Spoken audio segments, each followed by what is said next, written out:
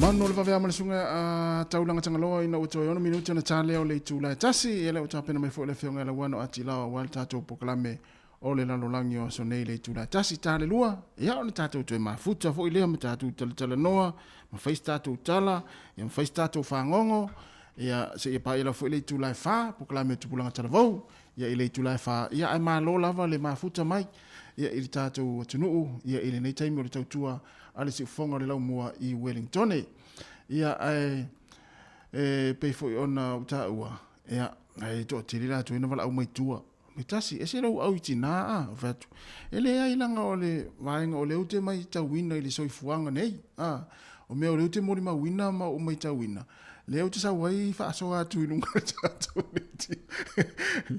le ute sa fa so atu ilunga tatu wala leo ia i la ai fo ile tupa ta mape amalanga tina wa le upu mo ia le na ia mau fo i Malaysia o na mau fo i momoli la nga wenga o wa ula na avita vale ia mau ala fo ile e momoli la nga wenga ia ai fo ile la lu mata vale ai ta tangil telefoni la o le ia alu ala ia mata vale wa ula e veina ta vale mata tala no ta tangil telefoni fa alu ta tangil telefoni o vai atu wa tali ile o le na telefoni o si on to lua la vile atu tina la inga e folele ai uma na va tina la inga ia le fatua o le momolisi ona ia si ona ali e momoli ngalwenga ia tala no ala ia fesile atu si o le na to lua pe a mele ngalwenga le aso ia famestina la te fa longa ku la tan noanga ia lo tan noanga alu tan noanga o fa longa atu fa pe lo la folele la fa ma vai le tina la inga folele la ia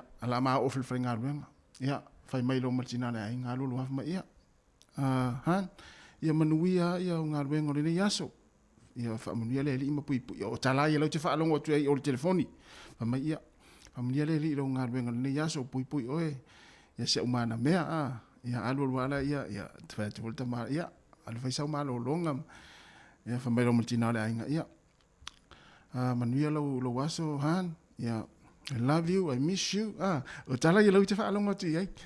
Ia, o le li la le, o la le, pia musu fu le e whailon te o duo lana, o le te whaalonga longa atu a. La lai whaatali tali si whawhine, po le ale tala le li la whai atu. Whai mai le e toi whamel fine, ia, han, ia, manu iau ngā luenga, I love you and I miss you. Ia, we'll see you after work pe o le nanu le a tina la inga la la no fo le e musu la pe ma vo le to family tina la inga la me ya manu nga le il ne yaso no fatu mo o la mana me I love you and I miss you fa me mala utamale ia tu sa ta fa me mala utam fa me mala wo le ia le ia tu sa ta e musu e faile tina inga I love you and I miss you no le tfalong longo te vai ai wingo tama o la wole li le na le tfa tu tu sa la musu e faile tina I miss you I love you alo faile tina ia e tu sa tala te tolu minute tale tu la tasi di se fonga la mo Wellington ia ole wa tapena me foi il tato pokalame ia o le lalolangi o so nei ia ai mana ia foi mana ia foi tala sia tama ia o fa tu sia o le sole amena le nanu i pesi o to lu I love you and I miss you han me te pole foi atal to malo at sole wa tato va ai la isa mo to ingata ma va pe la fa mestina and I miss you I love you we'll see you after work fa mela tamale ia tutu sa tala ua toe 2 minuti ona tale o tasi si fonga la mo Wellington ia tapso ia no fatuso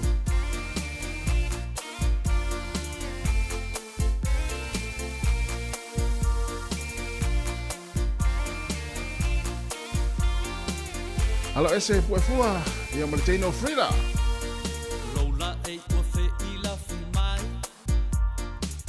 atu e ua liu sua vai ua le e mo mata e va ai nau nau I ai ta fia pa I ai fia fa masani ai sau upu se tasi e fai mai lo ulo tone ua le mawhai na o oe ua o nau nau ia ha I le ua masi si pa I le musi I ka o le vanga ua o I le masi I na a wola frida ua masi si I pa talo si ai ai le I whai so ai na sui pilos toea ina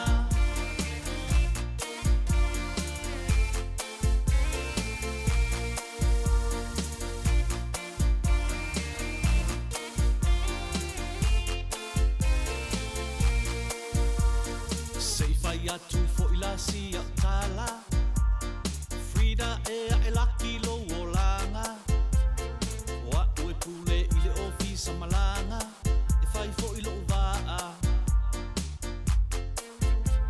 lo fale ni usila ia I fo I male fo ranger Frida fai ai lo Sofia fai mai sautala fai tasita ua awa e te amana ia o le au loto pala pala le ua masi si pa I le musi I ka o le vanga ua o I le masi I na a wola frida ua masi si I ma talo si ai ai le I whai so ai nga le I ai pole si ai ita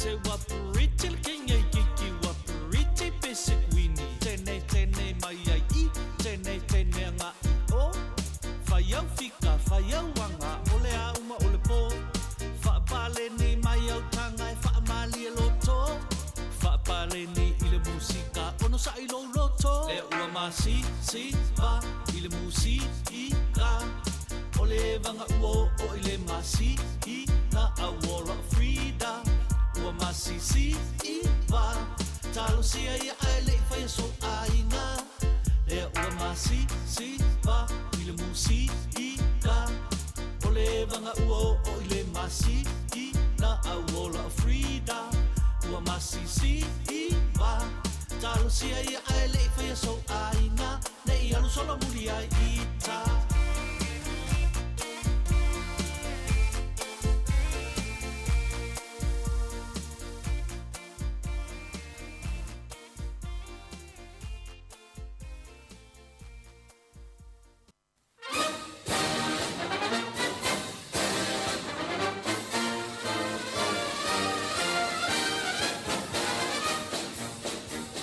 Ole ua 2 minute ua te enei le tula tasi pe on masani ai ma fai loa te foi ia I le nea uli ia o le tato proklame ia o le laulangi o asonei ia lea ua tapeneina le whionga le wano ati lawa ia le teminei ia usi maia le whaafonga.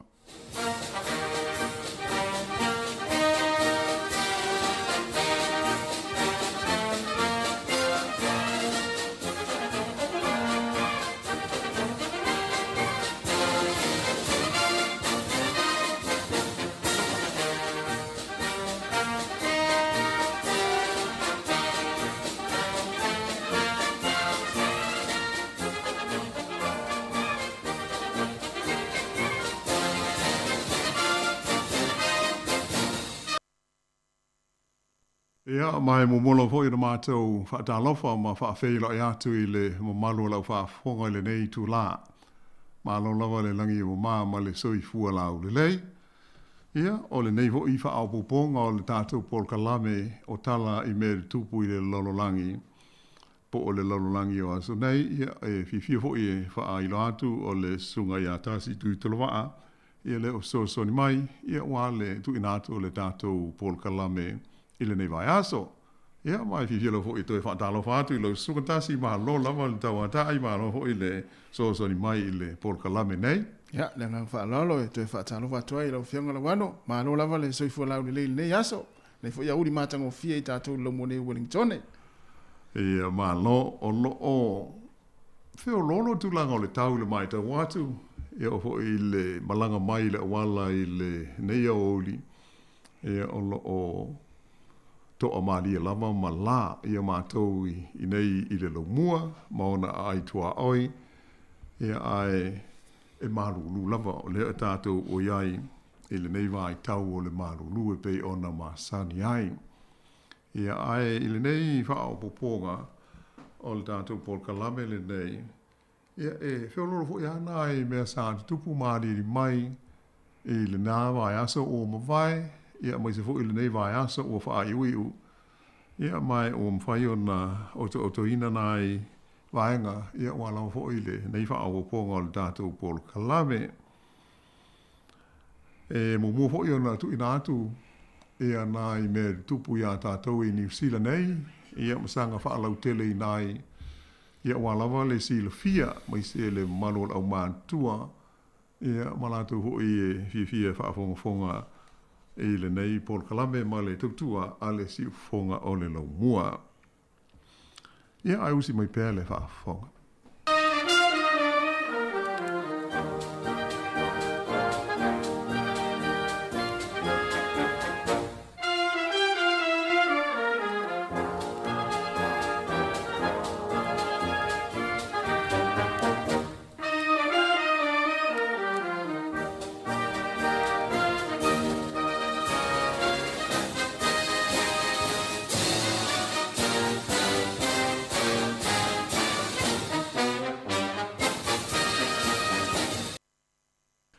O le amatanga o le vai aso le nei, na whaailoa mai ai whalawa i tele, ia le lipoti a se komiti tuuma o te isa filifilia le mālo, e lātou te ina ia le whainga o lo whaafoe ai i le teimile nei, ia whainga pālota a le mālo o New Zealand. Ea mai ua tangia mai ai, o le lātou whautuanga au tū, ua tā pena ina, e tu ina atu i le malo i se taimi, e whapea ua te tau ona teu, ma whaia ni suinga te tele, i le whainga ho i le nei sui whiwhiloi, le Mixed Member Proportionate, po le MMP, le alo o whaonga ina nei e filifilia ai whai pule o le Parliament o New Zealand. Ina ia whetau i matala whea ngai, ma ia whaingo fie o na maua e tangata uma, ia le awanoa, mo le saolo tonga i whainga mā lofa a demokarasi. E pei o le ao te lenga lea o whautuanga ua mai te wina i le lipoti a le komiti le nei, pei hoi o na ta ua i dātu telefou le amtanga o le mai aso. Ai e tele swinga ma teu ngā le tūla whono whainga pālota o lo au fia i whautuanga mai le lipoti mua a le nei komiti. O le mai tau atu i ai a whai e ono ma whai o na talia ma whaatino ina i a whautuanga umanei o lona winga o le ana o le tolu ma le afa pasene o le pālota e mana o mia e pāti i a po o vaenga wha o puwhai o mālota i tāsi a lata o maua i le taimi o le pālota tele ia o nga ngā lea ulu whale ai i te tonu o le pāle mene.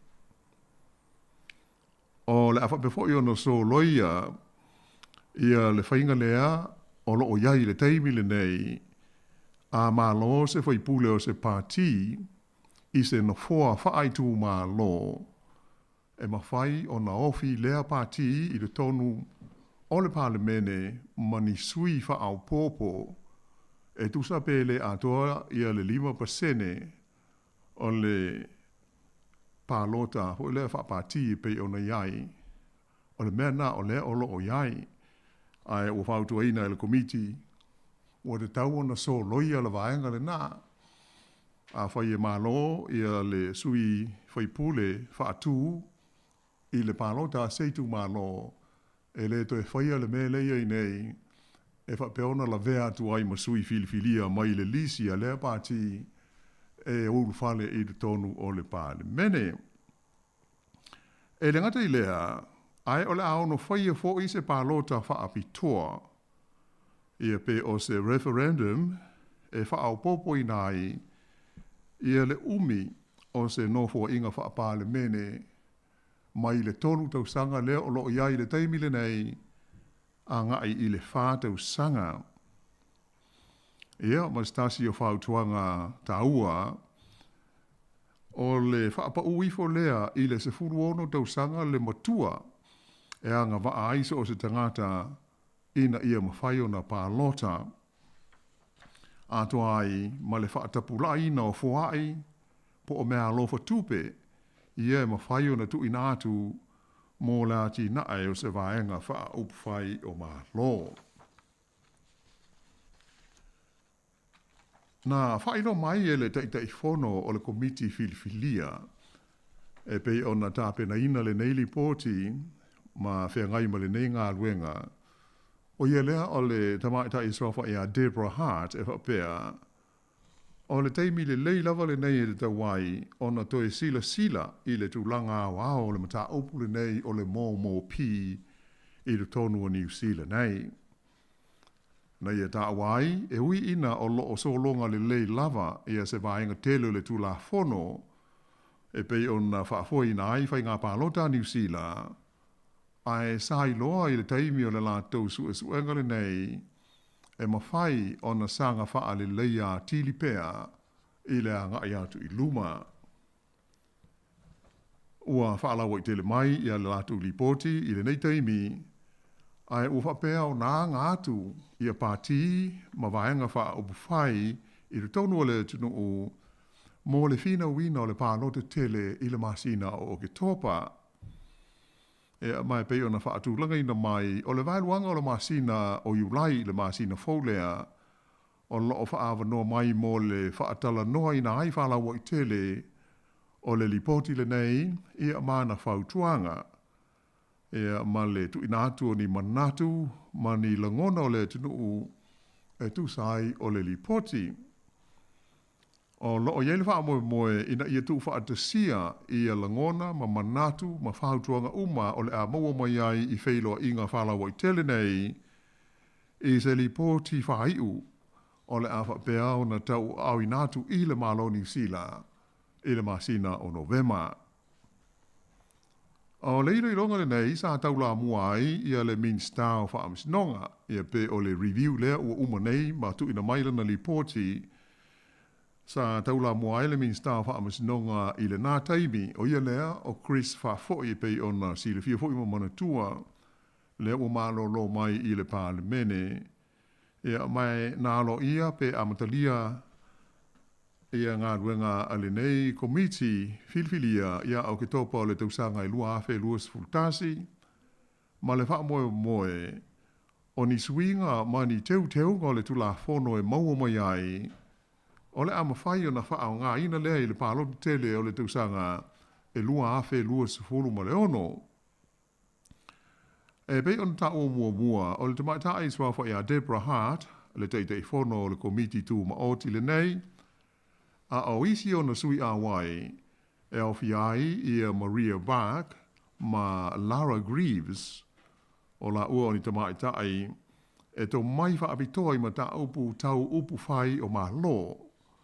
Ai whapea ai fo i ma le li polo fesa o ma ta upu tau tū la whono o Andrew Geddes, whapea ma Alice Manda, o se tasi e tau la mua ia te tau, a te ngata i le a toa le malosi, whapea ai ma le li i sa aveo mua, ma o fisa sili whai pālota New Zealand, e sua whai a Robert Peden. O whautuanga lai pei ona whaatu lai mai nei le lipoti o le komiti, a whai e whaatino, e matua te le lava lea a fia ai, o whainga o whaatosina mō pālota i le tonu o le tunuu. Whaalia le komiti e le e mana o mia i le toe tu sia a toa, o le tu la fono lea o loo iai o whainga pālota a New Zealand. manatu lea komiti, ona o loo au fia ai i le tulafono i le teimile nei, ia nisi o faa upunga, faa teite inga iai i meo masini fo i nei mo feso te inga e ta ua o fax, ia mai whainga tā telefo i o na tau faa fe taui i ni lui tau ma tu tia, e tūlai mai i teimi e pei o na tūlai mai ai ia le faa maioti po o le pandemic. E le ngata i le nā, o se tulafono fau o le atu sia, o le atu tau o nā o fi ai nisi vaenga o lo o pa u i le teimi le nei, e peila o no fua wha apitoa mō Maori le tonu o le pā le mene, a toa male a ia le tau e pā lota ai la tau, o lo o whautua ina mai fo i le komiti le te tau lea, o nā o fi ai le tulafono whai ngā pā lota, le wha tāua ina o le whengainga o le waitangi. Ai e tolu ni swinga o ngaonga o lo whautua ina e tusa o le whainga sui whiwhiloi po o le momo pi lea o lo o whiliwhili ai nei whai pule o le maota o le pāle mene. O le 5% lea o lo o iai le teimile nei o la whai o pālota e maua e se pāti o lo whautua ina le komiti le whaapa u i lalo i le tolu ma le afa pasene, tolu tesi ma le 5%. Ai, o le whainga lea o lo ma whai ai nei e se pāti o na fili mai, ia lātou lisi, ia ni whai pule mō le pāle mene, pe a whai e mālo i se no fua whai tu mālo. E tu sa lava pe lātou te le au sia le pasene wha atu la whonoina o pālota wha pāti. O le whautuanga al komiti i le vaenga lea, o te tau o na so loia, e aua le toe wha au ngā ina. O le mori maua le taitai whono o le komiti, Deborah Hart, o le totele lava o tangata sa o lātou wheiloa i le taimi o lātou sa i linga, na o lātou whaalia, o le tūla whono le nei, e le tāla whea ngai, e mai e le whea, ma lango inai, i ātunga lunga, o lātou ia e le komiti, e whaavai le ala ngona i le ono tele o no fua e maua e se pāti, nei le tūlanga i le tau na iai, pe a fua i la whae tangata pālota, lātou te langolangoina sea vaenga wha upwhai o mālo. O lona tauru suinga o loo whaatula i mai e le komiti, o le a ono tā mauai i le fua e ono se fulu, i la whae o no fua whae tū mālo, i le whaase fulu o le a whae o no fua mō sui fui pule e filifilia mai i lisi a vaenga wha upu whai o mālo. A wha au popo la whae o tū mālo pā lota, o le a wha pēnā fo i na wha au popo ai ma la wha ingo no fua i le tonu o le pāne mene. O lo iai le manatu e o atu i le tausanga i lua afe ma le whaase fulu wha po o le lua o wha a tonu o wha au popo nisi no fua se valu pe se fulu o le Parlemene o New Zealand. E le itasi ia se manatu o le komiti e tusa o le wha umi atu i le whātausanga o le nofo inga wha Parlemene. Aena o lātou wha adia mai e to o tele lava i lātou sa wha adia ia lea manatu e lango inai ia lea tūlanga mai langona i le komiti e le tau na whaia se pālota wha apitoa e ve siringi ai fina ngalo le tunu o e tusa o le nei mata o puta ua. O le tausanga e awhi iwa se lau iwa se fulu lea o lo ngata mai ai le whainga o se pālota whapea po o se referendum i le tono New Zealand nei i le teimi a o le i whaamamaluina i le whainga sui whiwhiloi po o le MMP lea ua whaonga nei whiliwhili ai sui a whaipule o le Parlemene. O lo whautuaina fo i al komiti lana li poti mua le nei, le te tau na lau tele o le awanoa e mawhaio na pālota ai takata. E au fia ai i lea vaenga, le te tau leo na whaapa u i lalo i le sefuruono tau sanga, le matua le takata i anga waa ai mō le pālota. A to ai ma le te talaina o le aia te tau mō pāngota po la tau i le tu ese ina ia mawhaio na pālota. Ai fa pe fo i na fa tanga i tangata New Zealand e no fo i tunu i fafo e palota pe a fai lea e fai ma malanga mai e pe fa tasi i le tonu o le lua piliota so o ni fai ngā palota. Mo tangata Maori ua whautua ina le te tau lea o na te tala o lea wanoa e fe sui iai lola e palota ai i la tau. O lona winga i e mawhai e so se Maori o na ave sea lona ingoa ma toe leisi tala fo i le lisi palota Maori i so se taimi se ia vanga nā ua toe tolu masina o i se palota la ititi. Ai o le whautuanga whai ua whai e le komiti le nei e au fi ai se swinga tele i le whaatupe ina leo vaenga po pati wha upu whai o malo. Ua whautua ina le tasi o le vaenga o le tula fono e pule ai le whai o whaatosina o whai ngā pālota. O lona winga o le a le to iai i a le sā lea o lo iei nei mo ni whaatosina e whai i le aso o le pālota. O lo whautua ina foi le te tau na wha amalosia lea o tula fono e pui pui ai le whaia ma le wha asara lawina ni wha amtalanga le sao e ono a awhia ai le taun unga se whai ngā pālota. Ai o mea lofa ma fōa i tupe mō vaenga wha upu whai o malo o le a wha atapula ai le tolu se furu awhe tā la mō pāti te tasi uma ma o lātou sui tau wā. E nā o tangata pālota ua le stalaina, e whaatanga o na whaia ia i tu ai ngā whuai. O lana winga, o le a whaasa ai i a tangata mai atunu ui whafo, whaapea i a kompani, a toa ai mai uni, o na fia i le whaatupeina o ni whai ngā pālota. O le a whaapefo i o na whaapa uwifo i le nā o le tasi le awhe tā la, le maualunga o i aise fōa i tupe o na mana o mia lea o na whaailoa mai alo ia. O le a le toe mana o mia fōa i o na le stalaina le tuatusi ma le mea nofo ai le tangata e whaia i a sea fōai.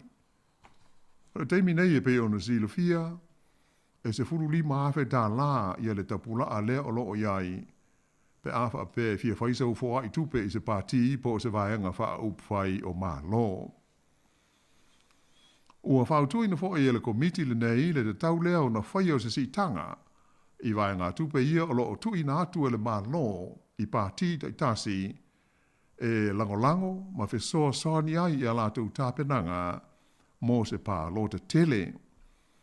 O le taimi nei e whā miliona tā la le a whai le soa sani le nei a le malo o loo wha amatui na atu i pāti tai tasi uma ua le stalaina mō tāpenanga mō se whai ngā pālo te tele. O le so soani o loo wha so soina e le vaenga mō mea tau wha asara launga.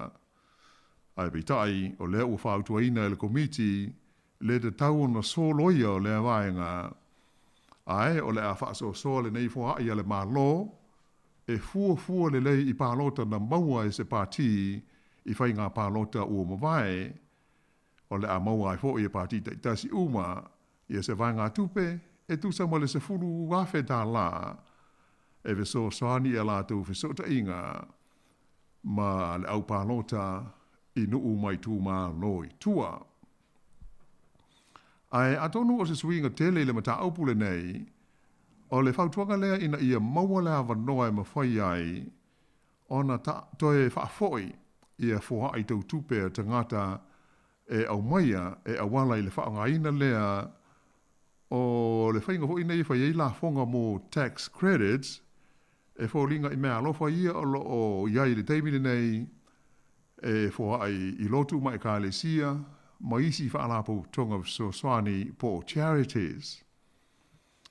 E ai peila o na whaafonga mai o le teimine nei o lea ua de tala atu le lipoti a le komiti mo le whaalia iai o manatu ma whina ngalo o le tunuu mai o le vairuanga o le masina o iulai e te tau na whaamuta ai lea wanoa o na tā pena ina ai lea o se lipoti whaai u e whaamoe moe tu inatu i le whainga malo o le atulai mai pe a uma ia le pālo te tele i le masina o topa.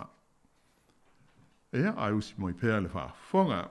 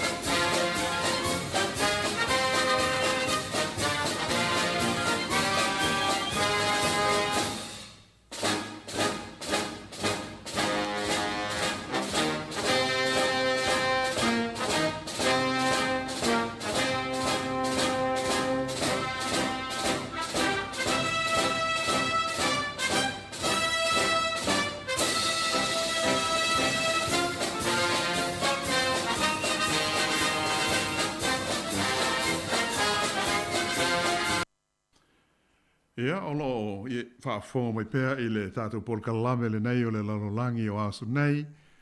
Nai o te tonga fo i o mea tupu i leitu, ma leitu o le ke lope.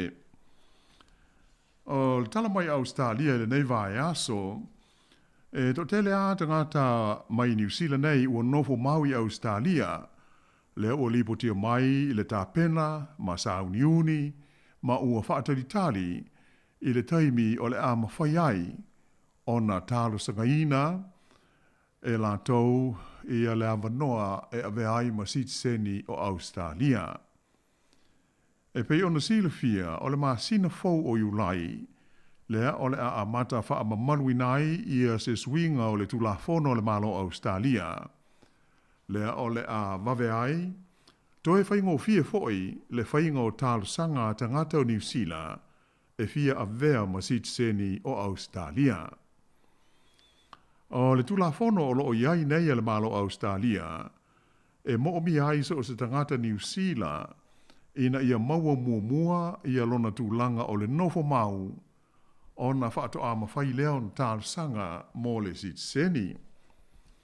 Pei tai la o le suinga leo ua iei nei o le tulafono, e amata o na wha amamalu i lea so mua o iulai, e talia ai o na tālo sanga sao i a tangata New Zealand i le sitseni o Australia, pe a whailea ua atoa le whao tausanga, tālu o na nofo ai i le tonu o Australia.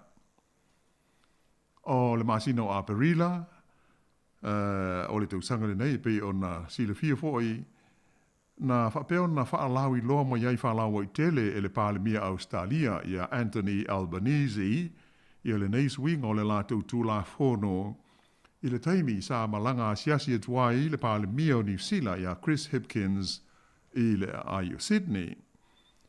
Sa whaali ai e le pālemia o New Zealand e whapeo le nei swinga ua mauti noa le sanga whaale lei ai ma wā la lata ai i le wā whāloa ai o tu nuu e lua.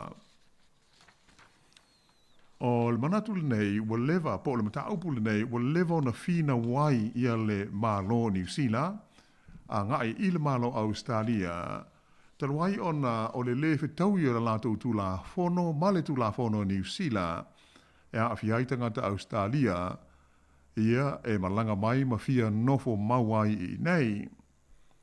Te le au tausanga o vele nei mata aupu, e whaawai tu i ai le wā whenga iai o malo e lua. Pei tai la na o mai loa ina tūla i mai le whainga maloa le leiba, e pei ona iei nei i Australia, ma whaia i le nei swinga i le lātou tūla whono, o lea ua mai tawina, lea nga i atu o le wā whea i o tunu e lua, i se tūlanga le lei, e pei ona whaai loa mai. Pe taila e ui ina o lea ele i o i le taimi a mata ai o na whaatino i le nei swinga. Ea au le fo iwa mai ta wina le malosi o whai tionga ma whaasea mai tangata i te te ma le fia i le whawhaingo fia ina i Australia o na maua i tangata o New Zealand o le lato sit seni.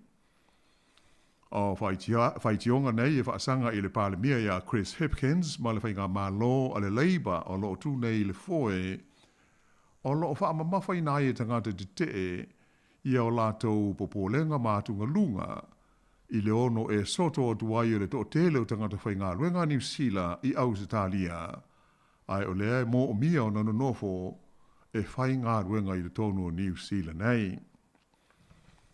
Ai mo se vaenga tele o tangata o New Zealand o loo ua iai i le tonu o Australia na o lato whaalia le matua whaafia ina o lato ina ua o i le nei tūlanga e ui ina olo o iei pea i anisi o puinga. O le suinga e pei ona iei nei Australia e le ngata e tangata mātutua ia ai maise foi tangata whainga luenga e manuia ai. Ai o la whapena foi o na manuia ai mā lātou whanau e whananau maola e ai i le tonu o Australia. Aua e le to e tau whaatalia se ia atoa le se furu tau sanga o se tau maititi o na whaatoa a vea lea ma si tseni. Ai o le tūlanga moni o le aiai o le taimi lava e whana waise pepe fau i le tonu o Australia o a vea loa ma si tseni o le atunuu. Ia, tālusia a tonu o seisi por kalame i le lumanai o na tātou maua leo se ata whaata itai o whainu mela o loa fia i la whainga o kiwi o nofo mau mai o le aanga waanei e tālu sangaina le sitiseni o Australia. Ia, ai se i vai hoi o na toe whaamo tuai leo le tātou tala.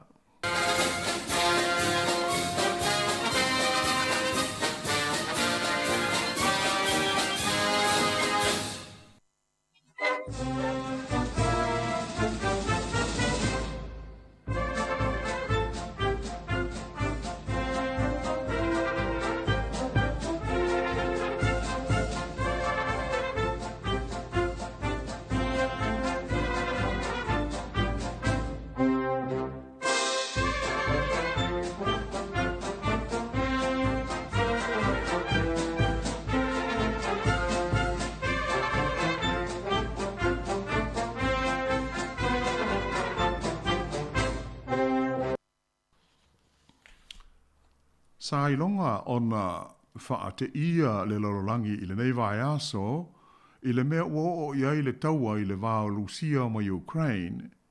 A moise ai o le whaaleanga ina lea o se whaatanoa vai tele, le ua ilonga o nā whaina ai le soifua māsani o le whaitau fia hawhe o tangata, ma ua lamati ai le sio manga a toa malau whanua, ai maise o mea ola e whaalango i le lau ele. O se ripoti mai le vaenga whaasala laua le Reuters i le ai o Moscow le lau mua o Lucia, na ta ua mai ai e whapea o lea so lua, lea na pā ai le nei whaatanoa, e mai ua lo fia ai nei le sua mai, ia le sone lea o lo o vevela ai le taua i le vāo Lucia ma Ukraine. O ni ata video sa whaasala lawina i lunga o fesota inga te le vavave, na ilo ai ni wafana mani pomu o pāpā i no fuanga e tū lata i le whaatanoa le nei mo le sua mai. O nisi o ata na ilo le iai le tele o vaenga o le whaatanoa ua malepe ma ua whaaleanga ina, ma ua tafe malosi mai ai ia le sua mai i whafo a ngai mai i lau whanua, e iai whaatoanga ma fale e mawai tangata. O le whaatanoa vai tele le nei e whaingoina o le Nova Kakhovka e le tūlangi sauteo Ukraine i ele ia o loo ua pūlea nei ele fita ale malo Lucia. E tusa ma le se fulu ma le 8 kilomita kupita o le sua vai mai le whaatanoa o whapeo na lo fia ai nei le tele o ai mo whanua e au fi ai whaatoanga a toa ma ele o lo tawai nei i le taua i le vao fita a Rusia ma fita a Ukraine. E whea unga le tupu mai o le nei whaalawe lave, ma le teimi tonu o amatai tau ma whainga le malo Ukraine ma lana vainga au, ina ia toe maua mai, ia le tele ona ele ia na whao wha malosi o se whainga mua le fita ma vainga au a le malo o Lucia i le amatanga o le taua. E pei ona sila ma mai moa iai i li poti ma wha longa mai televisa ia tunu i whafo. Na tua ia ele li Palestine o Ukraine o Vladimir Zelensky i le Palestine Lucia o Vladimir Putin i lona oso fo ia ma lona wha aleanga ina o le nei wha atano tele e wha peona wha aleanga ai ma wha tama ia se vaenga tele o tangata ma ele i le itulangi o loo vevela i le taua ma wha peona wha aleanga ina ai i a fuafuanga a Ukraine e toi oso fo ia le vaenga au o Lucia. Peita iane o loo wha pe foi ia le Palestine Lucia la tau ona ia whai tioina ma tuua ia fita Ukraine i le whaalenga ina o le whaatanoa ina ua whaapā i a lātou mea tau whaatontonu i le teimi o lātou os whainga o le fita a Lucia. Ua manino mai lai le mea ua tupu nei i le whaalenga ina o le whaatanoa le nei, ua uma o na whaonga ina i le taua le nei ia le tūlanga mate la ina o tangata i le fia ai ma le fia maua o ni mea tā mafa, ma le fia maua o le malo si anga masani e pei o le eltise wha mawhana whana ai o lātou whale, ma i le vevela o le tau malu lū. Ai o le nei foi, ua wha au ngā ina ai ma le malosi o le sua mai, e oso fo ia ai ma wha lenga ina, ia me no nofo ai tangata, atoa ma o lātou si o manga. Ua mori maui na mai le malosi o ta whenga mai le whaatanoa o matua awha ina ai whaatoanga ma lo fi ai ele o loo whapeo na tauai le taua mai o loo whaalongo ina ai le pāpāo maina ma mea tau o lo fia i le suawai ma ta whenga mai ei nisi li poti o wha ai loa mai ai le whaonga ina o a penga ale fita Lucia e ta whana ai nisi o lo tau mwhai e lawe ai mai nisi tangata ona o lolonga ma ta whenga e ma fua mai i le nei whaalawe lawe. O nisi o li poti e lau whaasara lau ua whaalia mai ai e whapea o los fo ia ma le whaalenga ina o le whaata no le nei o le Nova Kakhovka e wholinga mai ua iloa le lei lava le malo Lucia e ono toe maua i Ukraine ia le tu malo e ngo o le Crimea le ana o lātou no foia ma whaoa wha malosi i le tu saute o Ukraine tu sa male se fulu tau sanga o mawai. Wha ilo mai ai e le whailau tusi awa o le wha lapo tonga o malo o le NATO o Jens Stoltenberg o le whaalanga ina o le whaata noa le nei ua lama tia ai le si o manga a toa ma le soi fua o le whaitau fia afe o tangata. Na ia ta ua e matua te le lava le awhaina ua tu lai mai nei. Ai mai se ai ona o le waitafe e ngō o le Dnipro River o loo vevelai nei le taua ona o le isi tu vai e lalo o pulenga a Ukraine a o le isi tu vai e lalo o pulenga a fita Lucia.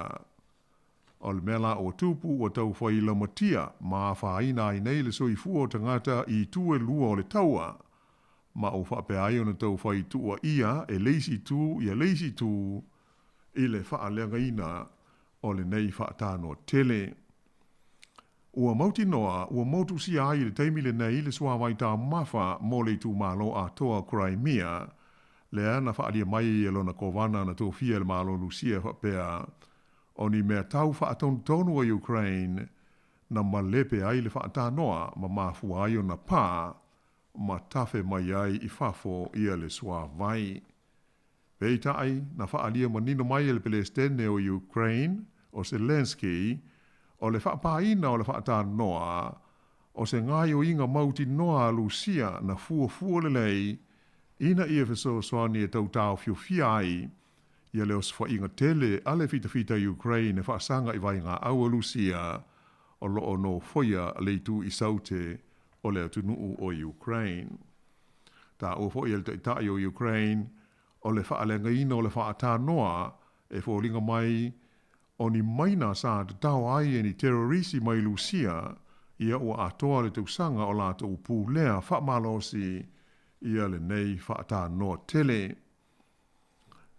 E se whaalinga alo ia mai le whailau tusi ao malo o whatasi ia Antonio Guterres sa ia tawai o le nei ua si lia ma le tausanga atoa o whea ngaita ngata i lea vaenga o Europa ma mawhatianga ona o le taua Lucia ma Ukraine mai ua te tau lava o na whaamuta ia lea vevesi le taimi nei. O stasia tu langa lo atu ngalu ia i le maita watu o isi ma lo le lo langi i le whaalenga ina o le whaata noa le nei ona o le no whanga tu tonu e ngau si aile ele tise mai le malosi whaaniukilia i le nuu o Sabrizia e whaalango i le sua vai mai le whaata noa le nei e whaamalu lua i ono masini po ona reactors ia e whaonga i le ngau singa o le malosi anga. O le whaatanoa o loa awhia e tolu se fulu mita lo na maua lunga. A e tolu tesi ma le lua kilomita po o le lua maila ia le umi. O se whaatanoa e whapena fausia le tausanga e awhi se lau 5 i le waitawhi tele ngo o le Dnipro River e se vaenga o le ati nae o le awhi e le tise alu le sua mai e ngo o le Kakovka Hydroelectric Power Plant. E tusa ma le se furu ma le 4 kilomita whaata whawha lelo loto le nei whaata noa le maua mai ai le sua waita mawha mo le peninsula o le Crimea se vaenga o Ukraine na whao whaamalosi e Lucia e le tusanga lua awhis furwha ia mai maua mai e fo i ma le sua vai e whaao ngā ino fuanga tu tonu le malosi niukilia i Sabrizia le fo i ua i lalo pule ngā Lucia. E se whaasa launga alo ia le fita le malo i Ukraine i lunga o le lato i tu lau e so ta inga te le vavave. Na whaalia mai ai o fita a le malo Lucia o lo lato whapeona no whoia wha malo si le vaenga o le tunuu o lato lawa ia na o lato tuina i ni pomu ia pui ia masi maa o le whaata noa le o mafua i o na malepe ma masua mai ai i tua ia lona sua vai. Ai o le lipoti a le au whaasara laua le malo Lucia la tau na whaalia mai ai. O le whaatanoa lea o lo i lalo le pulenga Lucia na oso whaia eni terrorisi ma mafua ai le whaalawelave e pei o na tula i mai nei i na uapā ma whaaleanga ina ia lea lava whaatanoa. Ia ausi mai pēa le whaafonga.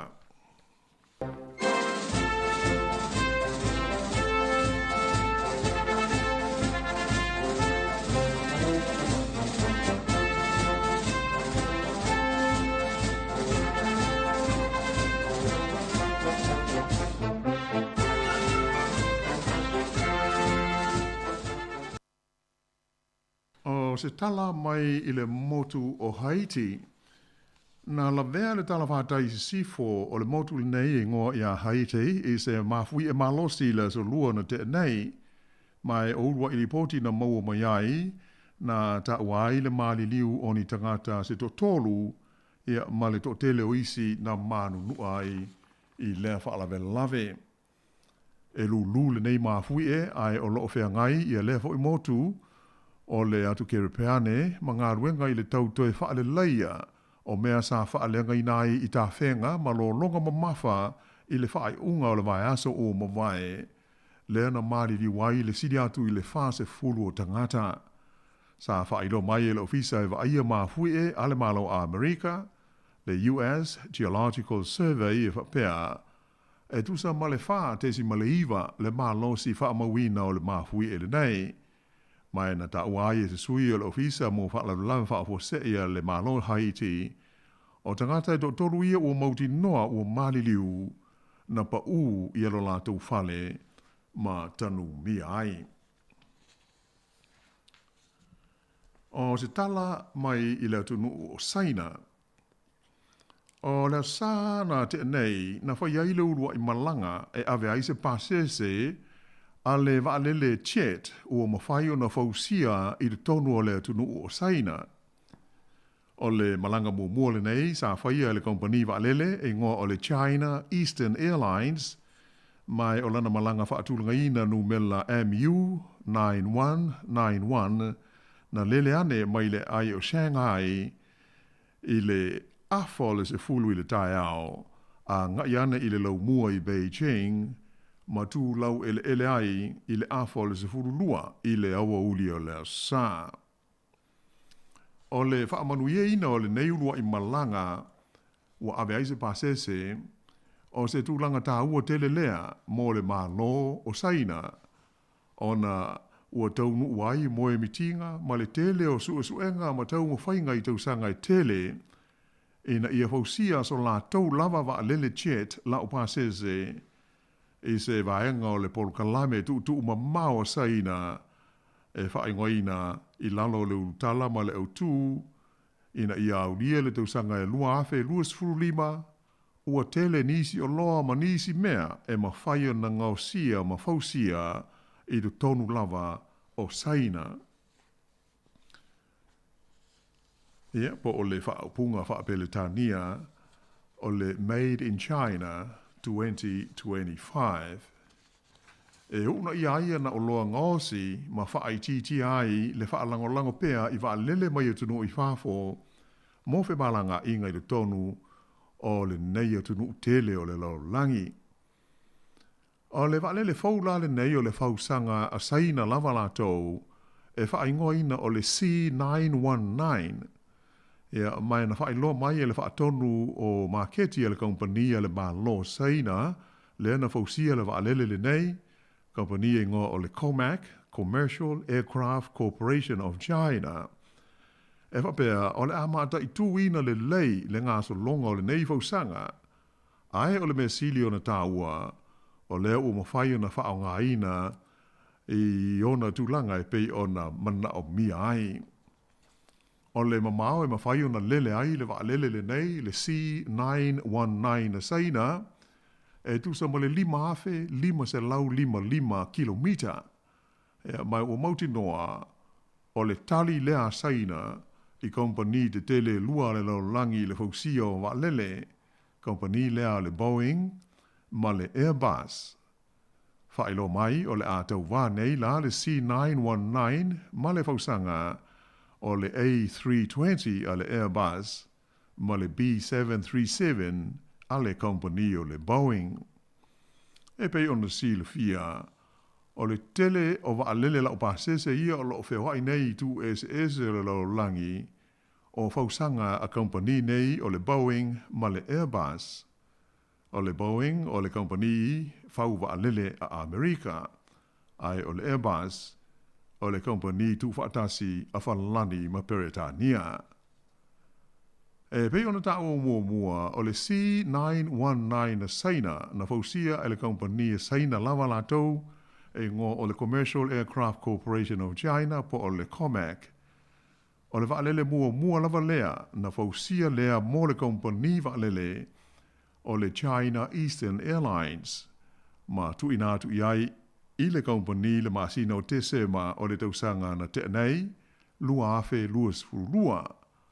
Ma amata mai ai le nātaimi, o na whaia ni ana malanga whaataitai, se i o ai nei ina whaataunu uina, lana ulua i malanga e ave nai se pasese i leo sa o mawai.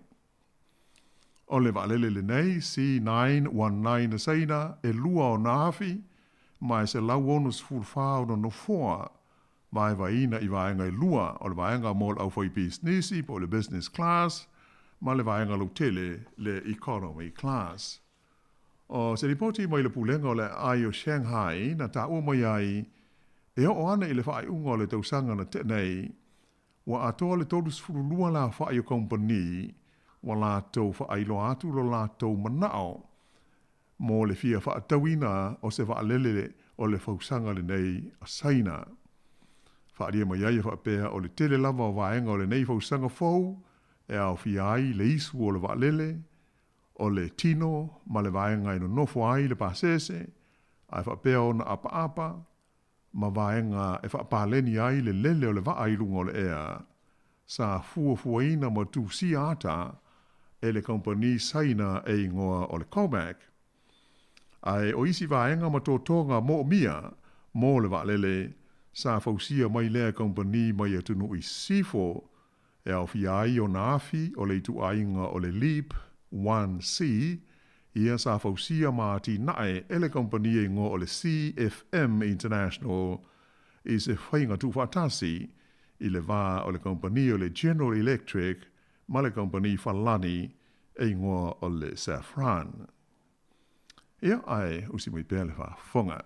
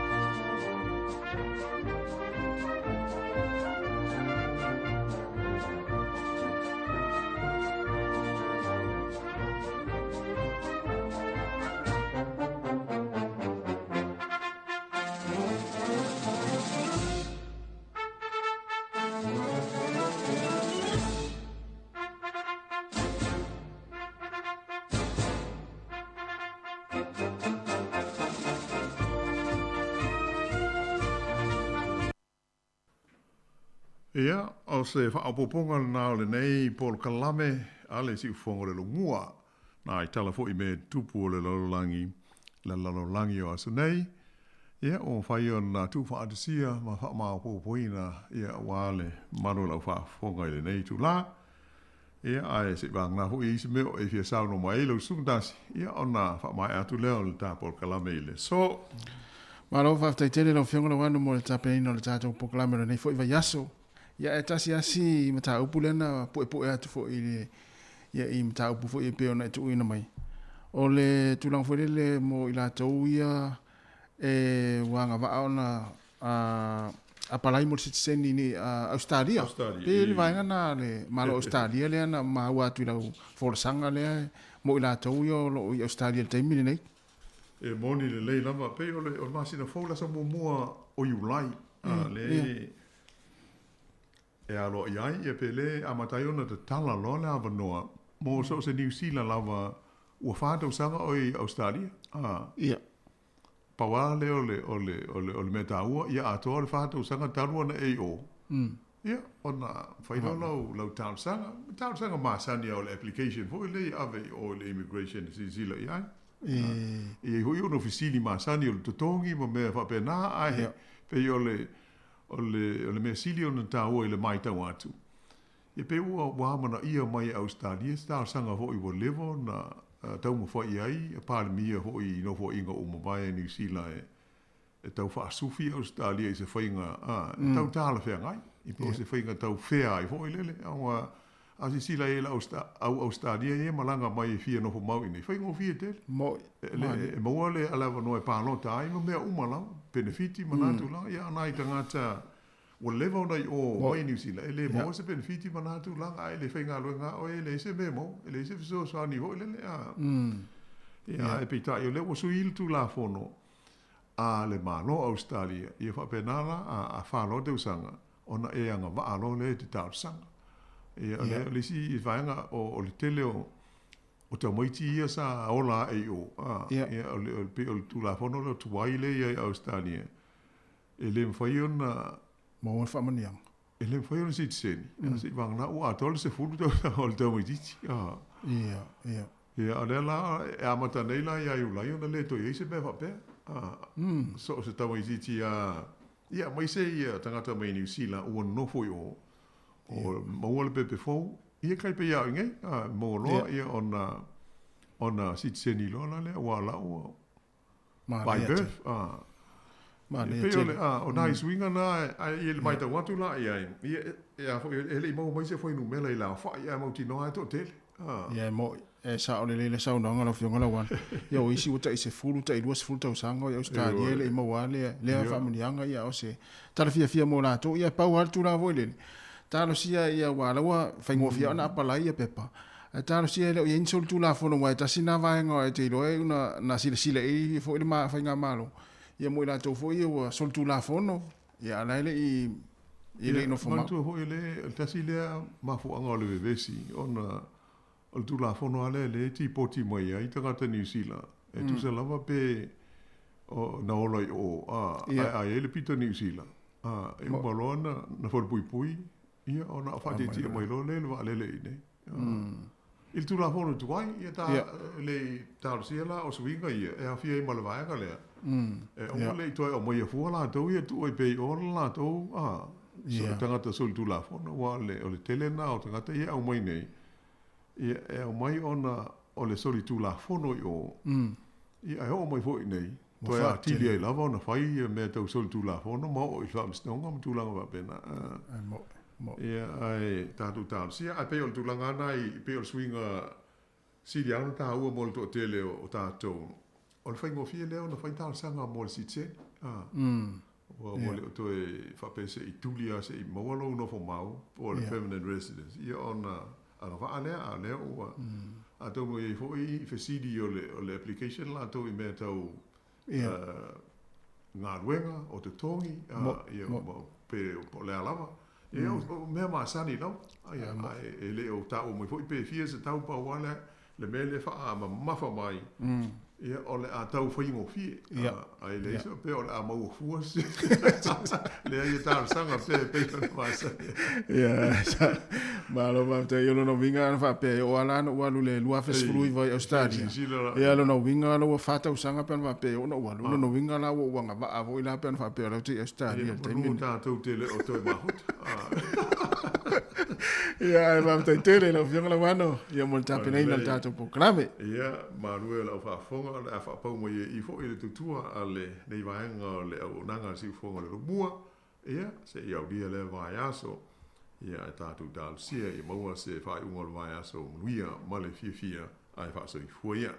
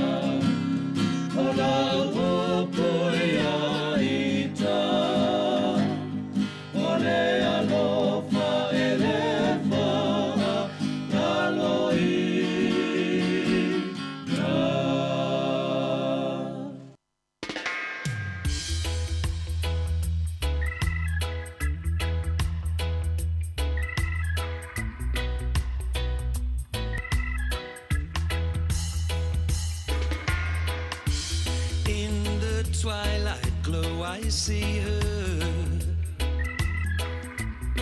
blue eyes crying in the rain, as we kissed goodbye and parted. I knew we'd never meet again. Love is like a dying ember, only memories remain. Through the ages I'll remember, blue eyes crying in the rain. Now my hair has turned to silver. All my life I've loved in vain. I can see her star in heaven, blue eyes crying in the rain. Someday when we meet up yonder, we'll stroll hand in hand again, in a land that knows no parting, blue eyes crying in the rain.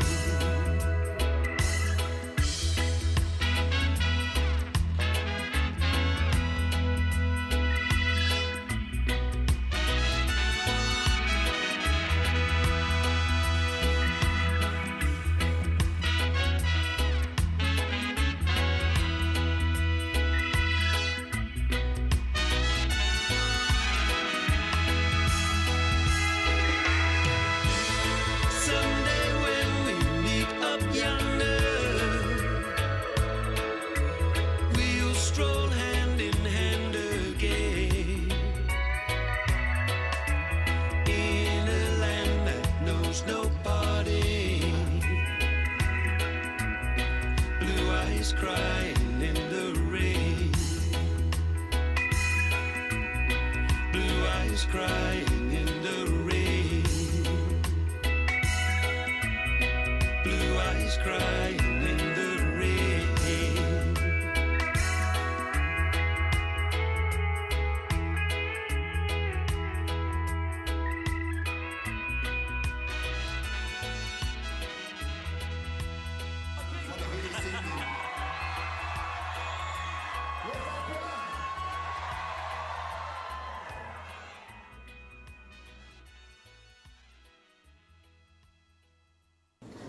Thank you all very much for today. Marie, cheers.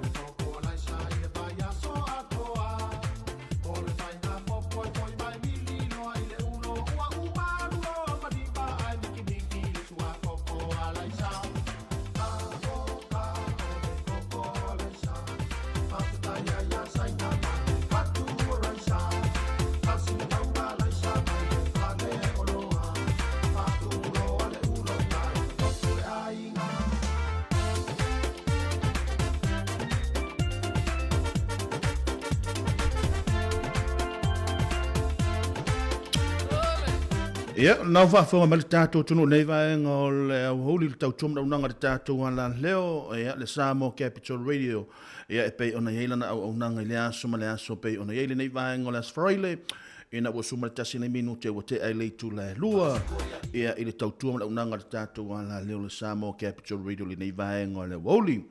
Ia, mātou te o whalofa, whaatalofa tuai, ia le pa ia maulunga o le tātou tunu i on tūlanga whaalupe ngā ta fo ilea, ia whaafenga inga taulangi mo lātou whaletua. So se whai taulangi, so se whata whai taulanga, ia tātou whaaftai te lele alofa maleanga leo le tātou tapa au le langi, ia o no awa no tutusa ma awa no tāu mwhai on tātou maua i le aso ma le aso. Ia mwhai e fwoi on maua le ola ma le mahanosi, ia ngā ta fo ilea, ia o tūlanga le whaawina pe o ngā ruenga whaawau tono le tātou ala leo, ngā ta fo ilea, ia o mamanu lau tele o le tātou tono, ia i ele tala tonunga, ia o lo o solonga le leipe porkalame wha ngā solo le ngā tai tono maota malawa, ia so se whale whai ngā ruenga lo pena ona e mafuta mai ai, ngā ta fo ilea, ia o so se wahenga lava o lo e ngā lue mai le nei vahenga le aso, malo lava ngā lue malo le unusai malo le tau ngātai, ia mamanu lau tele o le tātou tono. Ia ngā ta fo ilea, ia whaatalo wharfo ina ia tātou ta mamatina mā sua le nei vaenga o le aso, ia o amai o tau le nei vaenga o le awauli, ia le ngā maulunga, ia wa uma fo i ona whaile tūlanga le whaamalo stino le awauli, ma wa fo se whaasiri ngā mālosi le ngā ta o tau au mātutua, ia hele ngā ta fo ilea le tātou au whai ngā ruenga, ia ma le tātou au tau tua, ma lo lavo le on sai ma lo le tau wata, ma lo fo ile on sai si au mga ruenga le nei aso. Whaatalo whātua i fōi, ia na ia tātou whaatalo whātua i fōi na ia tātou pa anga māsani o lo pēnā o na māfuta mai rungo le tātou api o fōringa, ia ngā ta fōi lea ia o longa tō supenga te whailangi lava o lo whaonga ina le tātou ala leo, ngā ta fōi lea le tautua le tātou ala leo rungo le tātou leitio whaalongolongo le tasi ono tesima le tasi whāmo, o lo tu sa o atu ia na whaasau longa i le aso, ia le nganga maulunga, ia o lo solonga le leipe porkalame ma ngā ruenga wha ngā solo, ia o le nei vaenga o le hauli tālofa lava, ia o amai o tau, ia e le wha ngā ruina fōi, ia na ia tātou uso matua whaafina lo pena malanga mai Samoa o la o ngā rurue wha vai taimi, ia i ngā ruenga le ngata i New Zealand, ia o Australia ma so o se vaenga, ia ma lore ngā rurue, ma lore tau mata, ma lore fōi manatu o tātou a inga i Samoa, ia i fōi nisi o tātou ainga ia le asa malanga fo isa mo le nei vai aso ni so ila tau na wa e tulunga le valele ni so ila tau na wa isa mo ni so ila tau malanga mai sa mo i New Zealand nei ia po Australia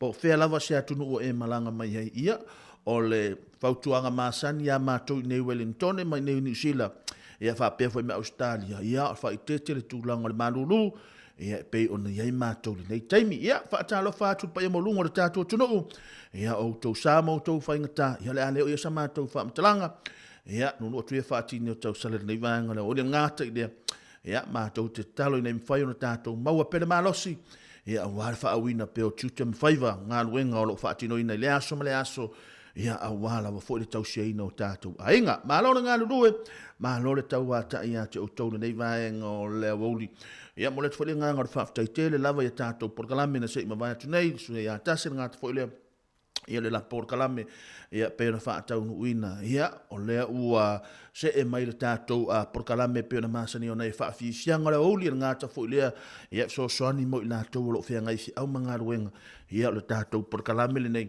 ia ona i fa fi sianga ia fo ina i vaenga fo ona mana o mia le tau so soani ia o le tatu tele o le tatu felongo na pe ia ona i fa fi sianga le vaenga le aso ia wala ba fo i le tu langa le fenga i le tatu tu fe au manga ruenga le nei pe ona masani ai ia lo tu au na le nei Jeremia tapu manaia ia le o se emilion for taimi le nei ia se ia pa ia se taimi le fiafi ia mana tu fo le taimi le fiafi ia o lo ia i for porkala mele au talavau ia e pe ona fa tautaia ia ele uso ia Marian ngat fo le tuafine ia ana ia awala fo i fufuanga ia e pe ona iai ia fufuanga le tatu wala leo nai fafi sianga mo tau nei vaenga la wauli ma no nga rue ma no tau ata ia tau let my fire one more fire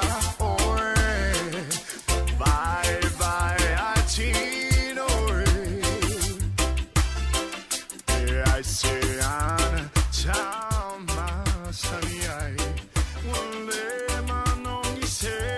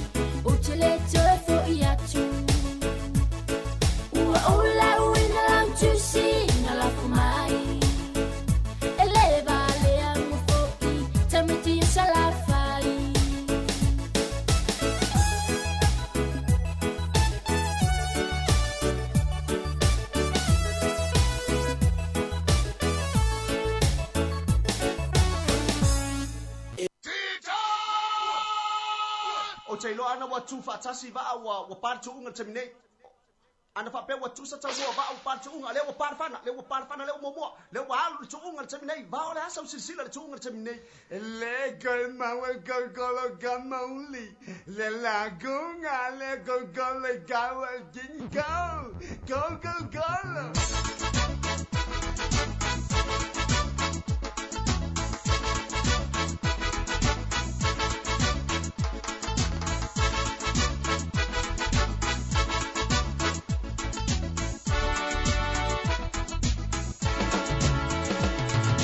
Yo poseo un locho ele tonu la palongo chala ile o la fuale o pale alea sama sale lo longa ile motele o sala fai sole to atasi e me tauti au me u fai go solo sama uli ina upe ai luma awa it's solo muli fai malu fai baile tai Tapua ia umalaba oe salafai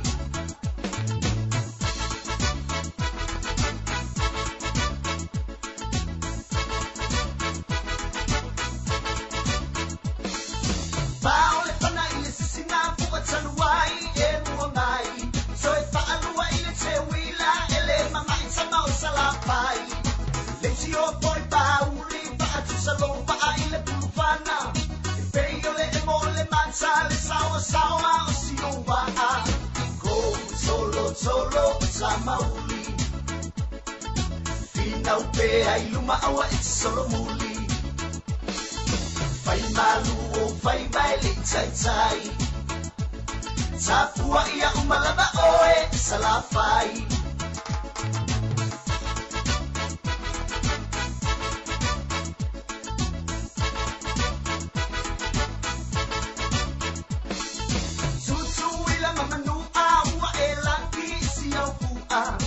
Ole o fuleno o putuai o tele masani ai o masani lava kuila uva alele samba pele leo o patali tu ile 5 kilomita e pai au paku go solo samauli fina upe ai luma awa it's solo muli fai malu o fai baile tai Tapua ia umalaba oe salafai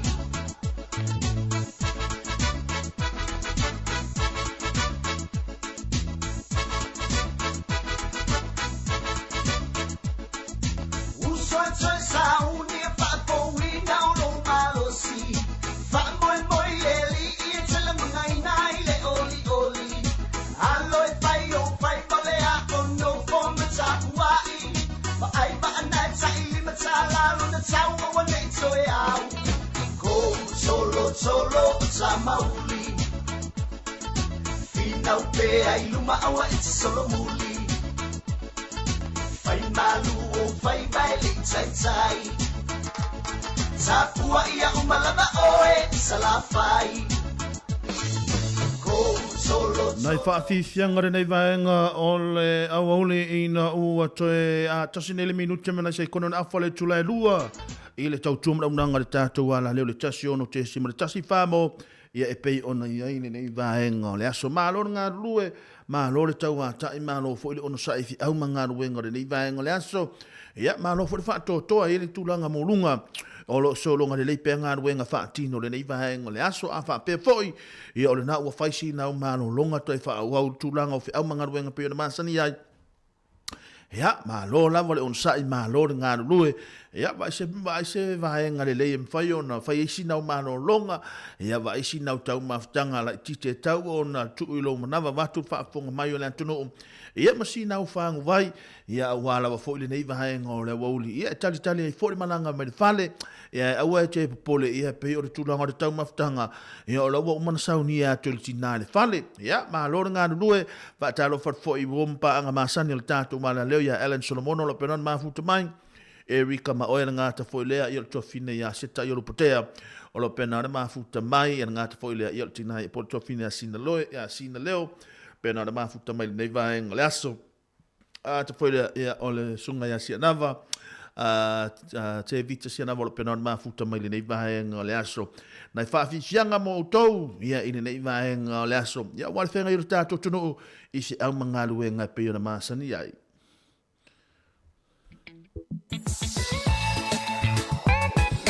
Ia mai a weino, mare pese o whaingo ina so se fina. Ia e mawhaiona e mana awele nei vaenga o le awauru. E so se fina, e awa vela kuka. Ia le lau mana va atu, o te mana va atu lo la atu de fale.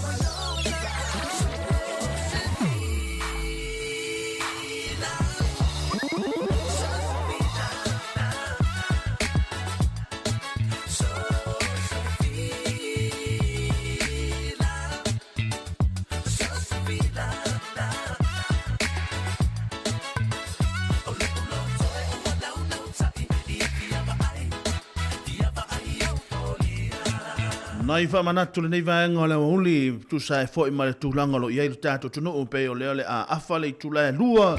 Ia, no na toi wha manatu lava i nei tātou mātua. Mole atu le nganga wha tai tele lava i tātou mātua. Ia awala wa fo le lātou tiu te whai i le mamoli ino tātou walo ma whanau. Ia a mata mai lava i le nei vai aso i le aso lua se ia pa. Ia le nei aso ia e le ngata i tūlanga ia o onga o la tūlanga i kole ninga. Ia o le mamolinga i whale a onga o mea umalawa sa whatanu ina tātou mātua ia e hala i tātou whanau le tūlanga o le manu lule wa iai ia matulanga fo i o le manosi fo i o le savili matulanga o timunga inisio taimi ia ai le tu ua i le ngaruenga whai pea o tātou mātua. Mo le atu i le nganga whaftai tele lawe o tātou mātua le lātou ngaruenga whai le lātou pito la au. Ia nisi fo i o lātou whaatanu ina ia le vahenga lea po le tina, po le tamā, po ai lava mahalo lava le ngaru lue mahalo le wha manosi a te autou. Ia le atamu whai pea manatua pea autou ia tātou porkalame lea ngai le whai ngofia fo i lautou ngaruenga whaataunuina. Ia ai o lea o le o te anile a fo le lua. Ia o te ilo, ia o le a o fo le taime piki le whanau le nei vaenga le wauli. Ia no toe whaamanatu tu lava le tūlanga fo i o le taulo fo i o na whaasauni mo le piki ina o le tātou walo mo whanau. Ia a wala wa fo i le tūlanga pei o na iai nisio a onga. Ia ele lava le tūlanga o pakai nai ta vale ma tūlanga whaapena. Ia le lei ale ta mo e meo le tamai titi. Ia laua whaatali a tātou mātua. Aua fo i nei topea. Aua fo i nei e vavi. Nei te ua e turi tamo e al fo i le taimi. Ia ona vele ma tūlanga e te ua tupo se whaara me lavi. Ia au le tūlanga lava pei ona iai. Ia mahalo lava whaaftaimo o ngā ruenga le reo lo tau whai ia whanau. Ia o tau sila fia lava fo i. Ia le tāua fo i o le ngā ruenga mātua o lo whaatanu ina mo o tau. Ia autou mātua, ia, tau mawhai fo i whaini ngā ruenga e mwhai ono tau anga lei, ia matau e lea lofa o tau mātua, ia te tau, ia ngāta fo i lea, ia iaisea o ngā, ia o le ngā ruenga o lo whaatau ina, nei vaenga o i o le nei atunu ua tātou nofo, ia mau mawai, e leo se mea whai ngofie, le whai ngā ruenga, le uso le tamāpolo tina e whai ngā ruenga le tai au, ia ai au mai lava le tūlanga le whaamua ia te o tau whanau, manuia fo i o tau whanau, awana i ngalo, ia a e malanga mai lo le whali, ia wa aise tau mafutanga, wa ipo fetu ele ofua onga matulanga umwhapena, ia o le iai le tātou a whaatantanoanga nei vaenga le fiafia ngāti fo i lo tau porkalame, o le ale a saunia le porkalame le iufle le fiafia nā nei, ia maua le awa noe whaalongolongo ai, ia wala au mai po le ase tūlanga vo i le efiso soani ai mo tātou, ia le ngāta fo i leo o tau le whanau, lei, ia o nai whaafisianga mo o tau, ia o na foi, o na tātou whapena le o na whai, ia manai whaafisianga, manai whaamanatu tu inatu mo o tau le nei vaenga le wauli, ia mo whapea fo i o leo e malanga mai le awala, a whapea o leo e malanga mai lunga le awala le taimile nei, ia e tatau fo ina vai le tūlanga le saunga le muma tūlanga o whapena, ia awala wa fo ile fea ngai o tātou toro, ia i whai ungore nei vai aso mālo ngā ruru e mālo le tau atai, mālo la wa fo i ne ono sai se au mga ruenga nei vai ngā lau auli.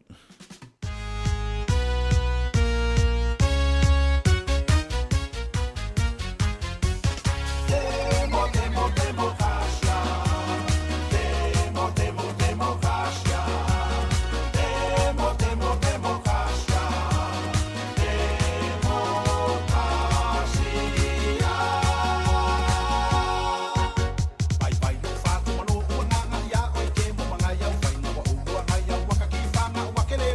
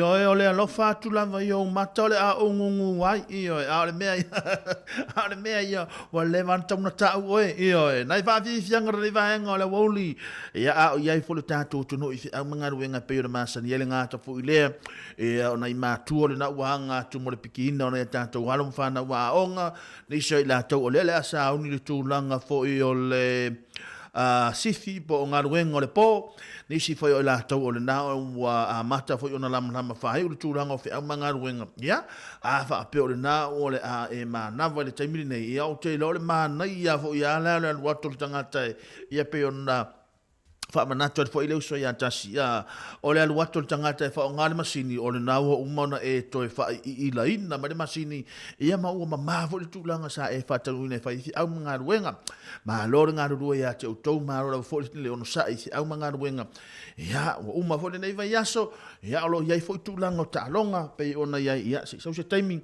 ia ona tuinatu fo le i o tala i tātou tālonga le fiafia nā nei ia ma le nei vai aso ia wala fo i lātou fie tūlanga i tālonga ia e mālore ngā rue mālore nusa ia ile nei vai ngole aso ia e ele ngā maurunga o solonga le pepor kala me wha ngā solo ia i to tono a inga ngā ta fo ile ia wa umana tua le nei vai ngole fiafi ia nei tātou pa anga masani ale tātou ala leo ia pe ona wha fonga mai le aso ia nei tātou tina mata mama tua pe ona iai le fionga ia paritango nga fo ile ia tina ia lonise ia a mata mai na ia sau ia olive se yuli io e famu na nga fo ile tama ia ono ia sau mai i la uhaenga le ia i whaalongo le moe tupola ia sau ia i maua mai nofo ropek io e maua mai nofo ropek ia toe alunga i o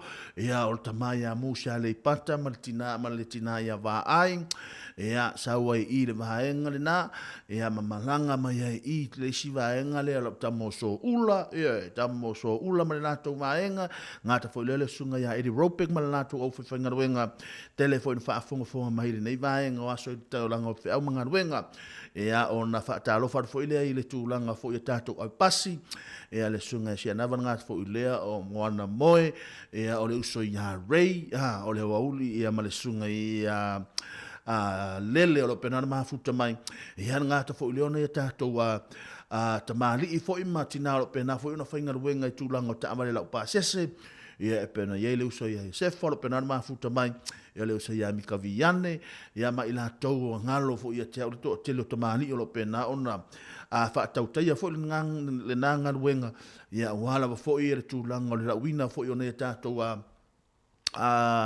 malu lau tele o le tatou tonu ia yo to sila fia mai lo ia le ola ia ma malo le ola ia lo va pena o no to aveina pe a o le taimi aveia tu langa o to nga wenga alo fa to mo o to nga ta foile ia le uso ia Ellen Solomona ma le uso ia ma Alisa Charisa lo pena ma futa mai ia ma Neville Brown lo pena ma futa mai le neva en ola woli ia le fangarina fo inisi fo i o tamari tu langa fo ia tatou fale ainga Samoa ia e pei ona ia i le nei vaenga o la ulu 685 ngā te fōilia ia o nisi nei tātou fale ainga na i o le Lower Heart, le Heart Valley o lo pena na whaafonga mai le nei vaenga o la ulu mānora ngā lue mālora wha mālosi a te autou ia ngā te fōia mātou i nei nisi wheo fale ainga ia mātou nei porurua ia mālora valon sai mālora fōle tau atai ia isi au wha ngā so solo ia o le nei vaenga o le aso nei whaafisianga mo autou ia o le ātale tūlai tolu talo le tula tolu ia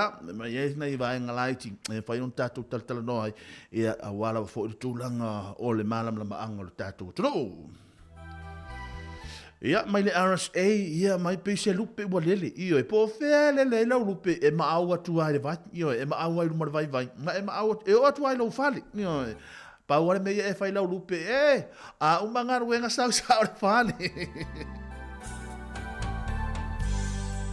Lupe uolo tamilo milo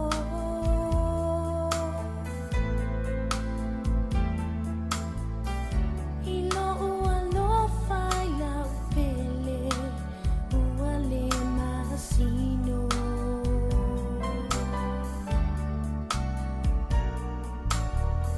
mao uloi mata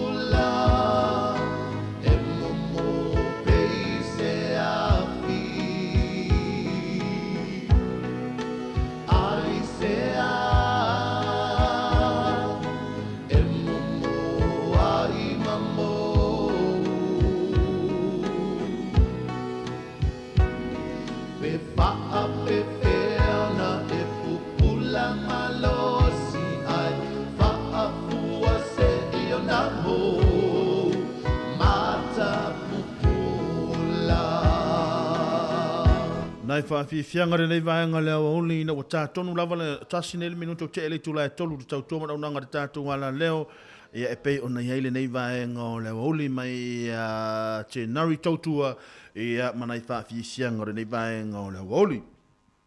Ai eile tātou whaasisilanga re nei e thia tui nātu a whiwhio mai matala mai a ao.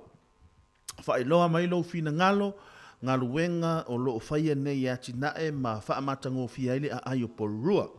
O whina ngalo e mawhai o nā au mai i nei ta whaatalanoanga o le a avea ma whautuanga a wā le whaawino ngā luenga o loo whaia nei. E mamoli atu le whaatai tele lava mo le whaavono ina o loo taimi e whaali mai ai lo whina ngalo. Sili nei,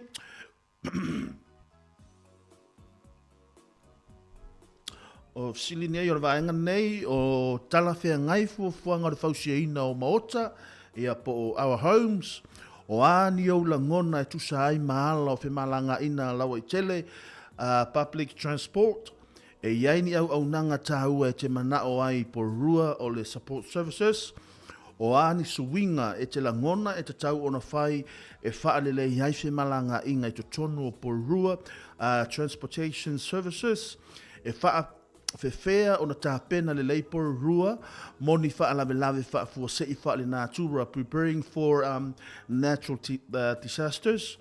Aia malai ta alo ma no foanga, ma mo ta alonga ma ta whaonga, recreational facilities, no foanga o le a whatanu ina le vaenga le nei. O te akapuanga Cook Island Hall i nai le suma 14 Mentor Lane Cannons Creek o le aso e whaatanu i nai o le aso sa suma le tasilo yuni lua afe suma le tolu ia o le taimi e whaatanu i nai vaenga nei o le lima i le afiafia ngai le fitu le afiafi o le a tapena i le ofisa se tau maftanga tama mana ia la lea mana ia la lea mana ia la fono le tapena tau maftanga. Ia, whaafoina le nei nei talanoanga e hana tusa ma e reni wala au a koi, mo nisi whaamatalanga so tai e reni, i le numero le olua fitu, 5 lua iwa, lua valu iva tasi. Numerian na e Renee vai la au o lo pena ona a fa so tai ai o le olu fitu lima lua iva lua valu iva tasi mo le mamanu do tele o le tato tono ia me se la to o no fumpa pa au in nei porua a fa pe maua so wa vanoa ia ona e malanga lea i nai i le sumara whamento leini i nai le ata kapuanga hola Cook Island o le awha tanuina le vaenga le nei ia o fesili nā le sa tu inatu ia e mawhai o na whaane so fina ngalo ia wālawa ia le wha amata ngōwhia ina o le aile nei o porua ma le nganga o le wha alo ia na ia tātou whaasisianga nei vaenga o te iloa ia o le nalo ia inisi o la tau o lo pe na fo fe ngai ama ngaruenga pe na masani ai ia ma lo nga lu ma lo sa ia te o to ia nai fa fi sianga mo o to ni va ngale aso ia wa fe ngai ta to no isi ama ngaruenga pe na masani ai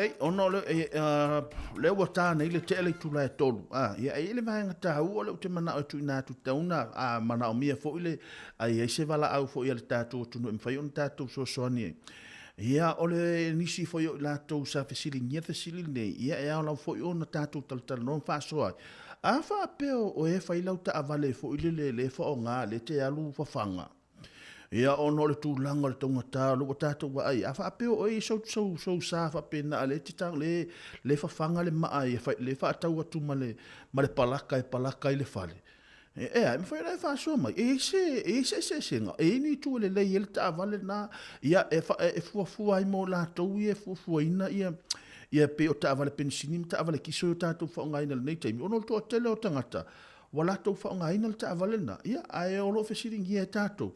Ia pēla ngā te tauon tātou whaonga ina pēa, a whapea o le nai e sou sā whapena.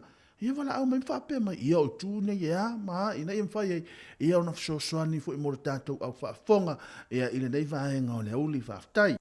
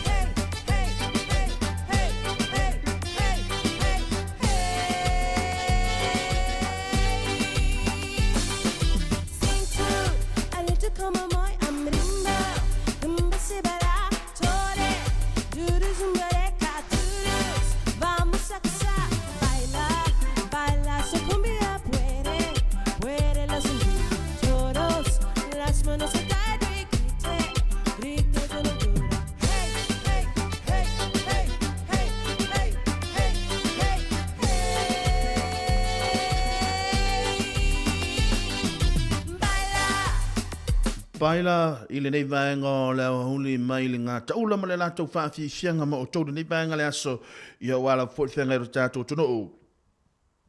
E si au mga ruenga tau wha mai ai a nei vaenga le aso ngā te fwoi lea i a nisi fwoi la tau na nao le asau ni tūlanga si au mga ruenga ma lo le ngā rue ma lo le sai ma lo le tau a tai whatana fwoi le uso ia pili i a ma le lātou whale whainga ruenga na ma futa mai tai i nai Wellington ngā te fwoi lea i a nisi fwoi o lai tau ia o pena fo iona ia fi a manga ruenga le vahenga le aso mo i la tau e fie i tūlanga i tālonga ia tūlanga o tātou tālonga le fia nā nei le ale a tātou quarter finals le ale a halu le ua halu le taimini nei ia le ale a tātou poa nā nei le ale a ta aloai le tātou aua le blues runga i au kilani ia ma le Warriors i lona winga o le fitu tolu lima le tālonga lea no peia o runga i au kilani e whai ei pea o le aua le sifi po le aua le matai o le ale ata alo ma le au le Reds i le aso atai au i le taimi e whātoru lima i le awhiawhi.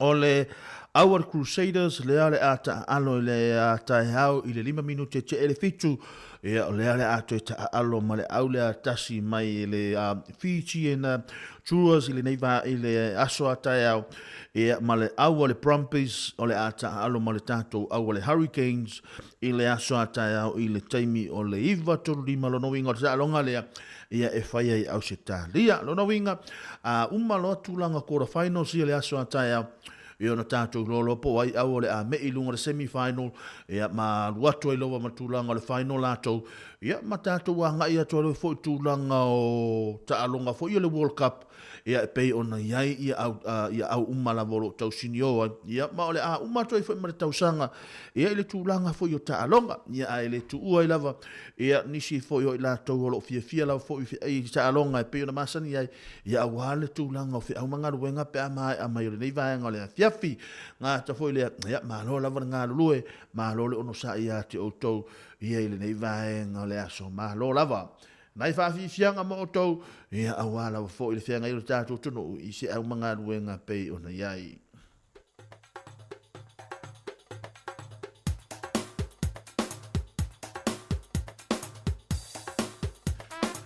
Ia le Nanai Brothers ma le peso whainga mau whaingoa ina a Osoalu e ia e.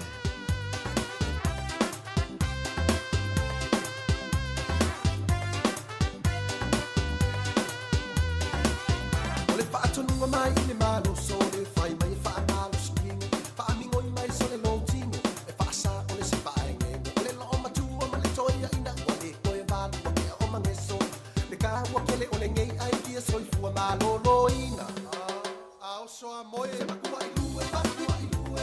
Anga vale mai me kamakala. E le mai a i mansia. E o o le whaamamau. Makua i lue, makua i lue. Anga vale mai me kamakala. Lue mai la, lue me konga whaasai au whapapomu. Sole. Ano wala ka mangu me ngepa maroskilo na tong na ano malay. Ae ali. Ako kaya au, ue ka tong pa maroskilo. Ano ko'y musero kingo. Ah, tam. O le gu, le au walu malue lua i kapongu. E ale au mga alengu, whaamau popong ko na pange isasi. E le whaakapula ai nga o i kausanga o le ngai a seka. E mea kaua i kusau makanga se kueli pale i mea uma. Ao soa lue, se makua i lue, makua i lue. Anga vale mai me kamakali. E le mai a i mansia, e o o le whaamamau. Makua i lue, makua i lue. Anga vale mai me kamakali. Lue mai la, lue me konga whaasai au whapapomu. Sole. Ah, vai a me aqui, sempre sari. Le, amaroskilo le wan. Ah, é ali. Oi, le mea. Yo, sawi, sawi. Everybody go, move it to the left, move it to the right. Listen to the music, sole on my mind, sole on my mind. Sila o le pizza, ulo kai. Bia o le o kofe ai mai. O koma, ele kai kai. Sipa whae malo si kingo, ke ai sole o lo bye bye, sawi ai.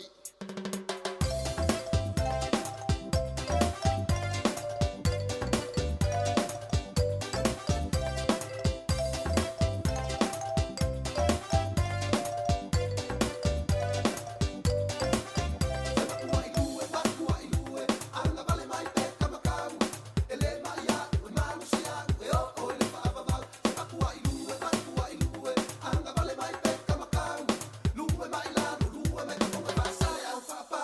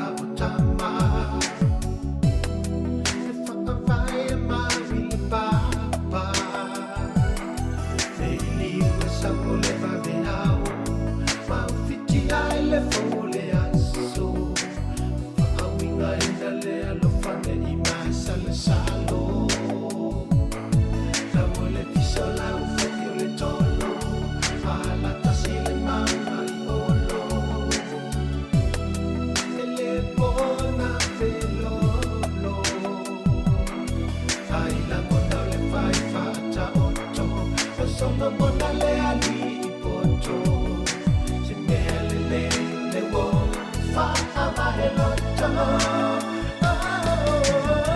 apia ni matangi ta bili now le na lo langi io la gonna petu ma se me ala tasi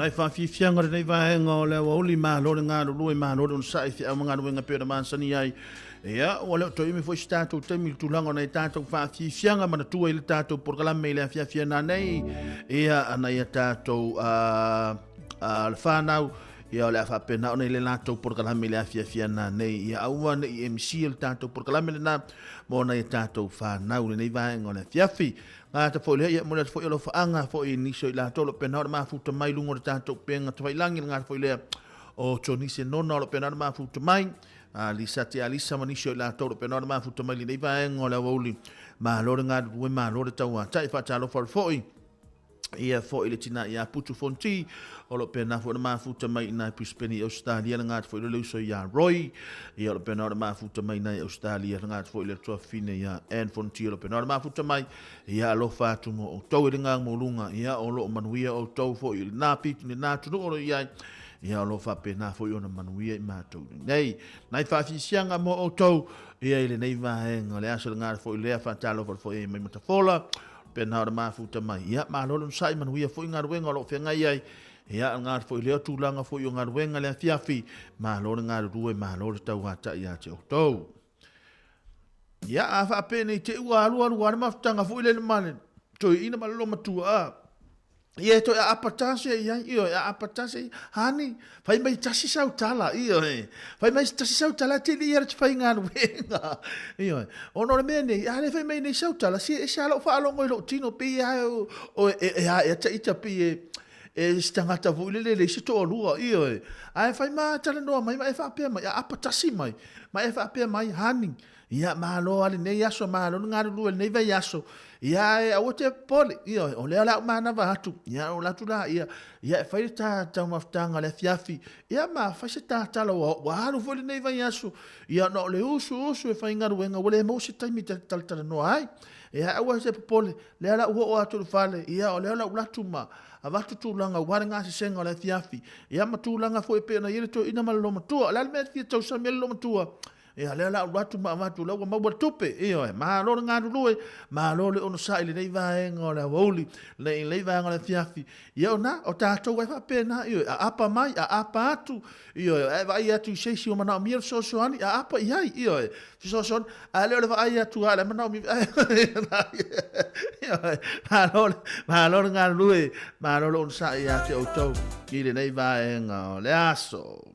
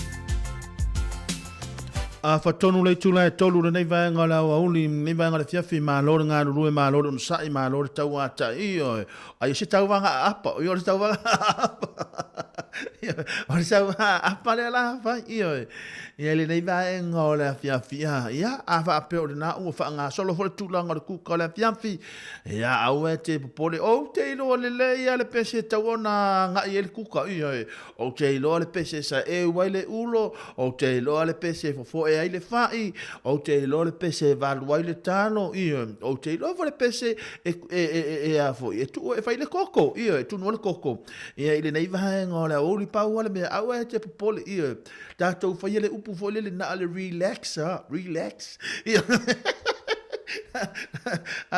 awa to se pole le vaenga na fiafi tatou ia ole matua i fa o nga la vo tulanga ia ole le vaenga la fiafi ia awala fo le tulanga pe ona ia na ole tulanga na no ia tatou na fa fianga ia awe mana matulo fa sina o malolo nga so ani tulanga nga senga la fiafi awe te pole tulanga musika le matulanga mo fa pena le ala utanga e tu watu le sila le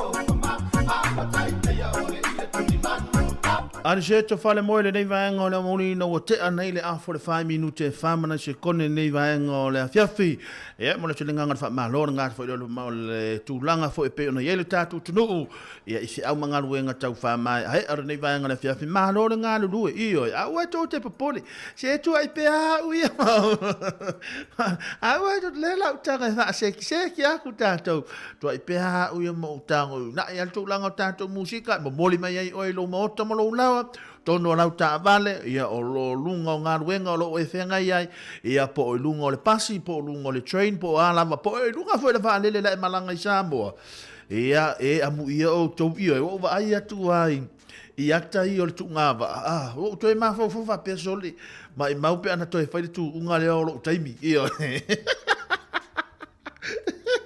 ia o toi mafau le taimi fo sa o walo fo I vai a sore mai ue pe ana pa mai me o le taimi mala tama o lisati e le anga le tangata le sta ma yalo fo ya io ia pa wala lo tu langa fo ia se va na mu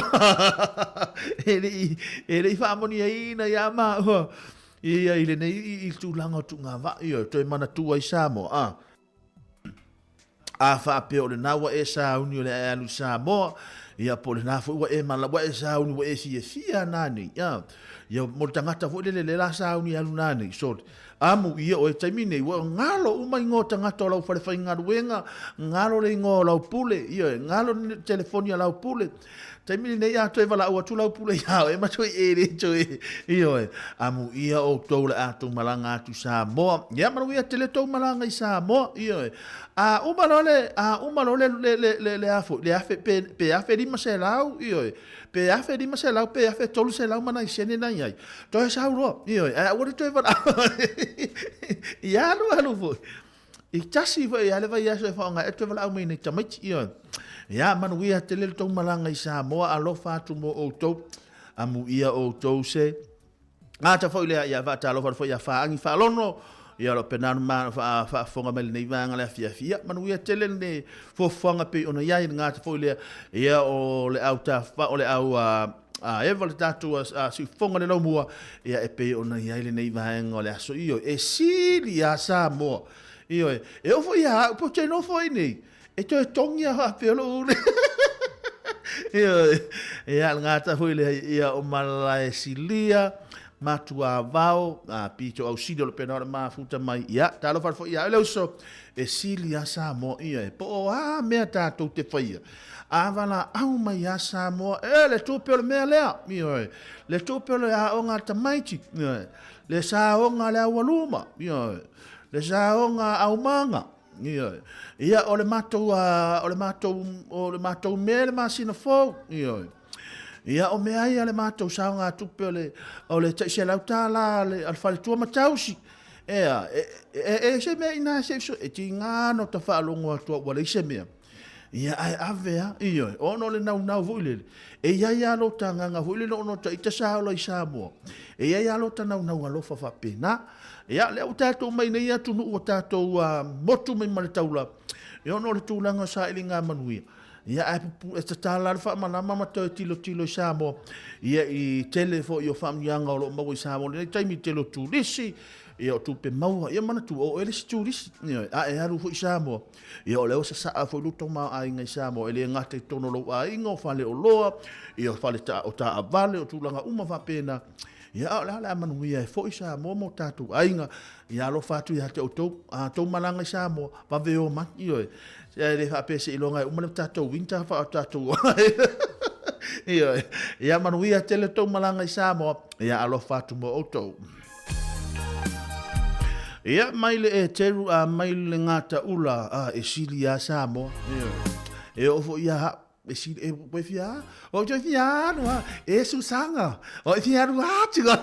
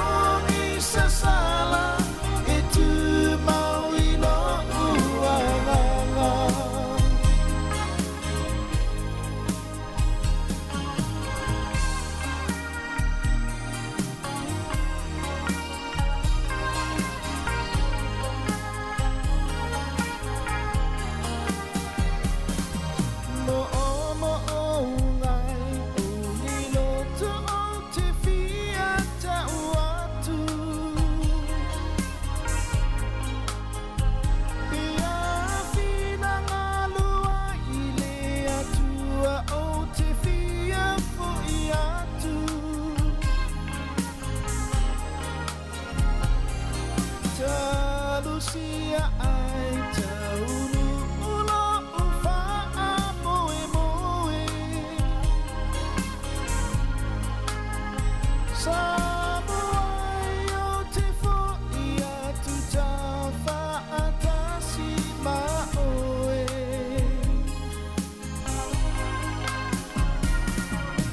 No fa bea ia o te arua Aula ufa tu lava oe Samoa Lo ua tunu ua o te binita bea ilo ingoa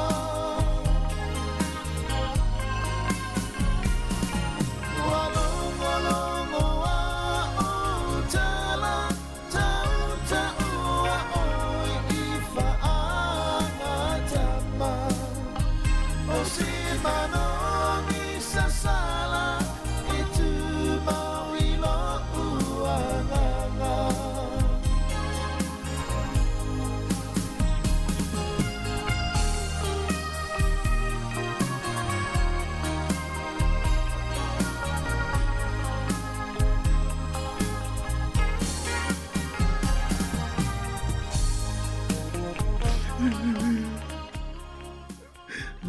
Lama macam ni. Han. La lu watu lo Samoa wa esa lo falo. O falo ko tape o. O tau no sia to lo tina. Ia wa esa wa falo pe wa ma. Si tai po te tau talat. Wa esa lo falo wa lu watu lo hawo. Wa le to e vili mai. O esa ma fo fo mo. A ma wa me le pes. Se fai ma vili mai. Ola mele we wale le ni fe au ya o. Le la tu solo ma fo fo ya o. Io, bala au mai ani fa mo le monde. No fa bea ia arua Aula ufa tu lava oe Samoa Lo ua tunu ua o te binita bea ilo ingoa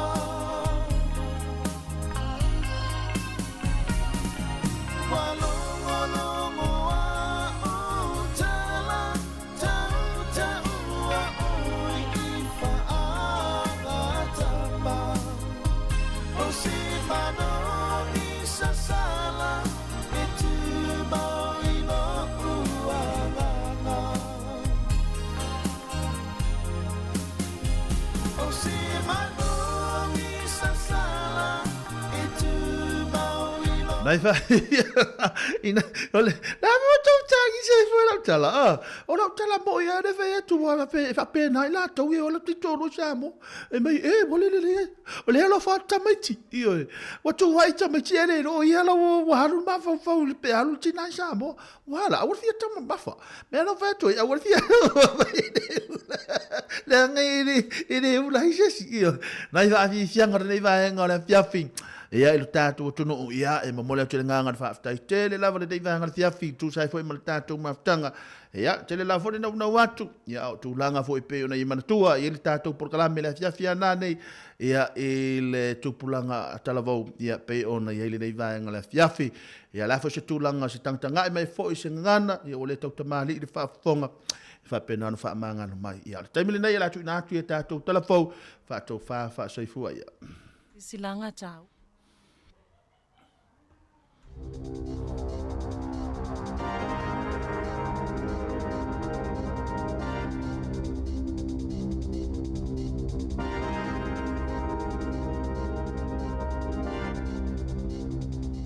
E toi whatalo whātua le whaopoponga o tala fōmo le nei au auli. E to mua atu I tala mai whafo atu New Zealand. E toa whāta mai tila aiti mai le vāo le tai lua se fulu lua maasina I le tai tolu tausanga na a fia I se oso whainga se aliin na whaia I se no fuanga e whaata whawhao ai tamaiti I wharani na whao ngai nai se tamai nai fi se I tulou. O loo masalo mia o se ali suria tolu se fulu tausanga na whaia nei ngai oinga. O le toa tele o tangata sa iai le no fuanga na tula I mai iai le a whaalave sana o le tutu ma fe e I le fefefe a o whaia ngai oinga wha o lima lea li lii i tamaiti la iti. O lo oile fale maai e na afia, ma lo oi se tūlanga tinga i na tele. Ua whaanga solo suenga ale komisi mo fe whātaua inga i se mata upu whaasanga nga ile kamupani o le Hello Fresh. Ona ua silia mali se lau whaasea ua whaa o atu ile komisi. Talu aile le tala whiangai o le whainga o nisi o alatou au nanga ma e le i whaamalia i na i tangata whaatau e tusa ai matuutuunga. O le whaasalanga mawalunga o lo o iai pe aso lia tuutuunga tau i fe whaataua inga i New Zealand po o le Fair Trading Act e lua se lau afe tā la e whaasala i tangata taito tasi. Ai ono se lau afe tā la le sala mō pisi nisi. O le masino o Novemba na mawai e se tina se tama i manu i totono o kūkama mai se tasi o pusa mea ai mai le kamupani. O se tamaita i Canterbury, na maua se monga ma tamai manu to tonu o pusa fuala au faisua ma mea ai mai i le au nanga o lo o whaia nei suenga ale komisi i lea mata upu. Na maua i suenga fo, o le asi itia mawalunga le numera o kamupani ma pisinisi, e si itia totongi o ala tautanga tawhaingaluenga, e tusa maleiva 5% o lo o wha moe, e si itia totongi a tangata whaingaluenga i le tausanga nei. Peitai, o le 5% o tangata whaingaluenga, e sili ia i lātou le sui o ngaluenga, na i loo le talia o le siitanga i totongi. 5% na maua i suenga o loo mawhauwhau, e suia ngaluenga o nao le talawhiangai o totongi o loo iai le taimi nei. E ono 15% ua siiti ai le tau o le soifuanga le taimi nei. Ma a whai o loo i le ono 15% le totongi o le tangata whaingaluenga. E whaailo ai ele o siitia le totongi ai o loo whaaiti tia.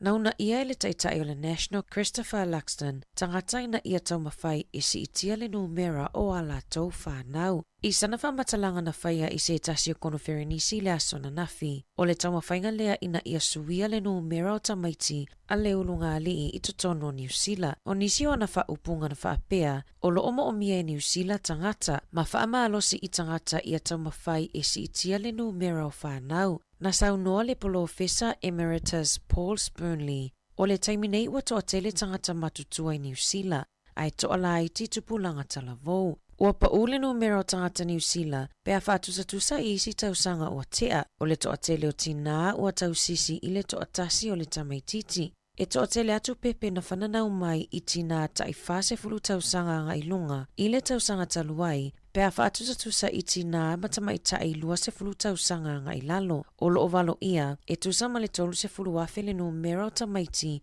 o le a whaititia mai ia onga i totonu o le isi se fulu tausanga o lumanai. Na whaasirasila e le pulenu o Napier Kirsten Wise i le aso na nafi. Ua mawhaine e tangata na a fia whale i tā whenga malolonga o nā ngawaa i se tupe e na ole whaatasi o na maua e lua awheta la mai i tupe whaanga le pule ngā nuu. O tangata o lo pipi i le pepa mumu po o le pepa sama i o latou whale e mawhai o nā ngawaa i nei whesosoani. E luas furu 5 awheta la ua whaamaonia o le atu ina atu a wale toi whaaleleia o le malaita alo o le Petane Domain. Whaapea ma le lua awheta la mo le marketina o ngā luenga ma whaamoe i lunga o le tio i Hawke's Bay.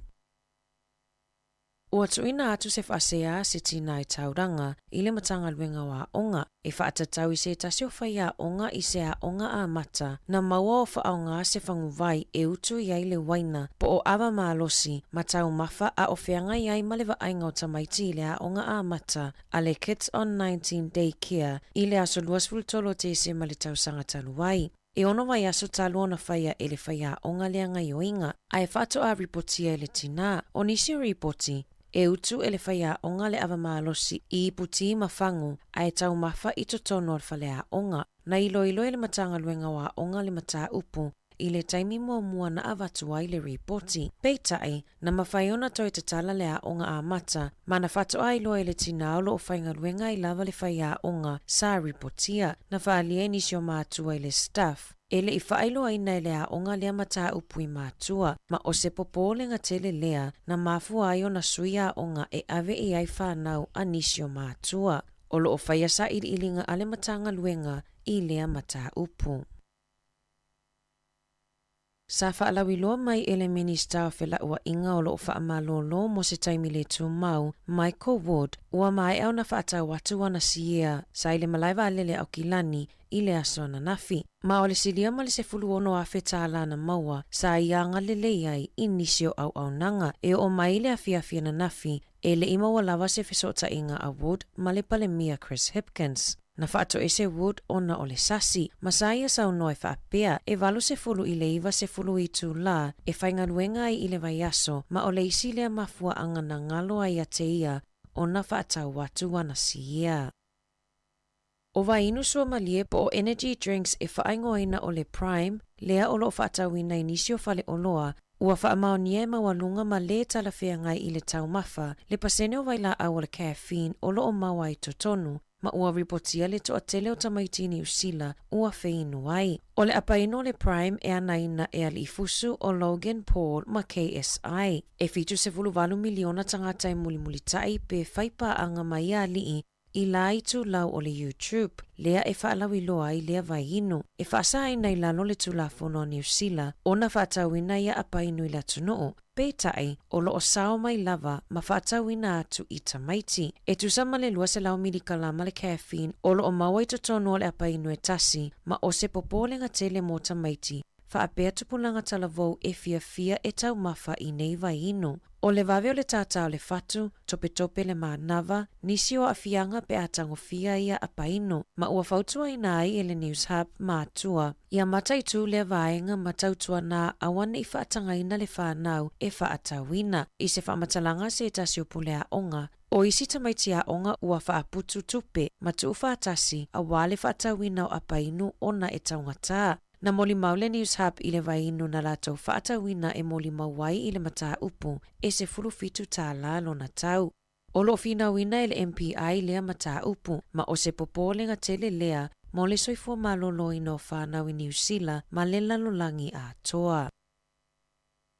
O le atatalaina i le motu i saute mo le taimi mua se supermarketi mo tangatai uti le whaasoa po o le food bank a le City Mission na Kalai Estete. O se vaenga o le poloketi e se 10 miliona tā la a le ai na whaapolo kalameina i totonu o le 2 tausanga ua tuanai. O le whaiunga o le masina o le atatalai lea supermarketi, ma o le amawhaiona o atu tangata e piki le oloa o moomia, ma whesosoani i ai le au whainganuenga. Na whaalia le so o upo le City Mission i Kalai Estete, e fitu se 10% o le a whaititi ai le numera o pusa mea ai e tu ufatasia makilivai ainga o moomia le whesosoani. Tolu se 10% o le amawhai o na tufa ina pea, ona o isi tangata e le mawhai o na o atu i le supermarketi. Ua iai se whaamoemoenga a le pulenganu ua Wellingtone, ia toi whaalelea ma whesosoani i le tau o whale nofo maututongi i totono o le ai, e tau whaititi ai le numera o tangata e le ai ni whale e nonofo ai. O le mata o na ngalulue whaipule o le pulenganu e whaangaluea ina se fuafuanga ina ia whaamutai whaafitau li o loo iai nei i le toa tele o tangata e le ai ni whale e nonofo ai. Na whaamaunia le pulenu Tory whanau i le mai ai o se whanotanga na nafi. O lea fuafuanga ua whaamoemoe e toi whaalelea ma whaamawhana whanai whale nofo maututongi. Ma ia saunga le mu awale soifua maloloina o tangata nofo maututongi. Talafouia malisi ufufongo le lau mua mo le nei vaenga le aso.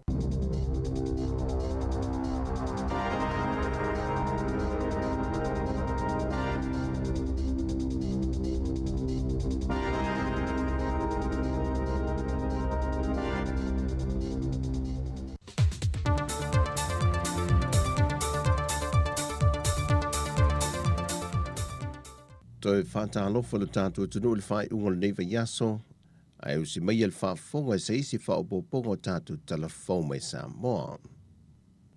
Wa toi amatalia ni ngā renga whaalelea e leina o paipol swawai, lena whaalanga i nei tā whenga mai lo longa mamafa, le amatatu le si ufanga i atu i puapua, sa i pipi sa asa aimasa lemo. O le teimi mo wale wa ai ele tūlanga whaalanga i nā, o ala lau papa ma wala si mai le motetele i sa la whai, e iei le awala i vai a ata, o le awala si mai sa papalii, o le awala si mai tapu ele, o le awala lau papa i malio lio, sa tupa i tea uta, ma le awala si mai lano. O fio anga o lano se tasi le o fio anga matua mawhatia umatele o a inga, na lo fia le suavai mai ta whenga, le tele o mauta malawa. E o mai le teimi o telefou, e le i ripotia lava se tasi wa a fia pe ma o mau se soifua mai neia a fianga, o lo longa mamafa i le moto tele i sana fai. O se teimi o lea wauli walata i le tu lai tonu, na toe whaaola tuai fo i male ele tise la tau sa moto sia, mai sampa pali e o atu i siu whanga. Ao nisi o vaenga o whanga e anga i atu i a opo, o lo ngā lulue atu i ele o whaingaluenga al maulu si anga tau ele tise ma le pūlenga o le suavai, e na ia toe whaalelei atu ia au unanga mo le mamalu o le atu nuu.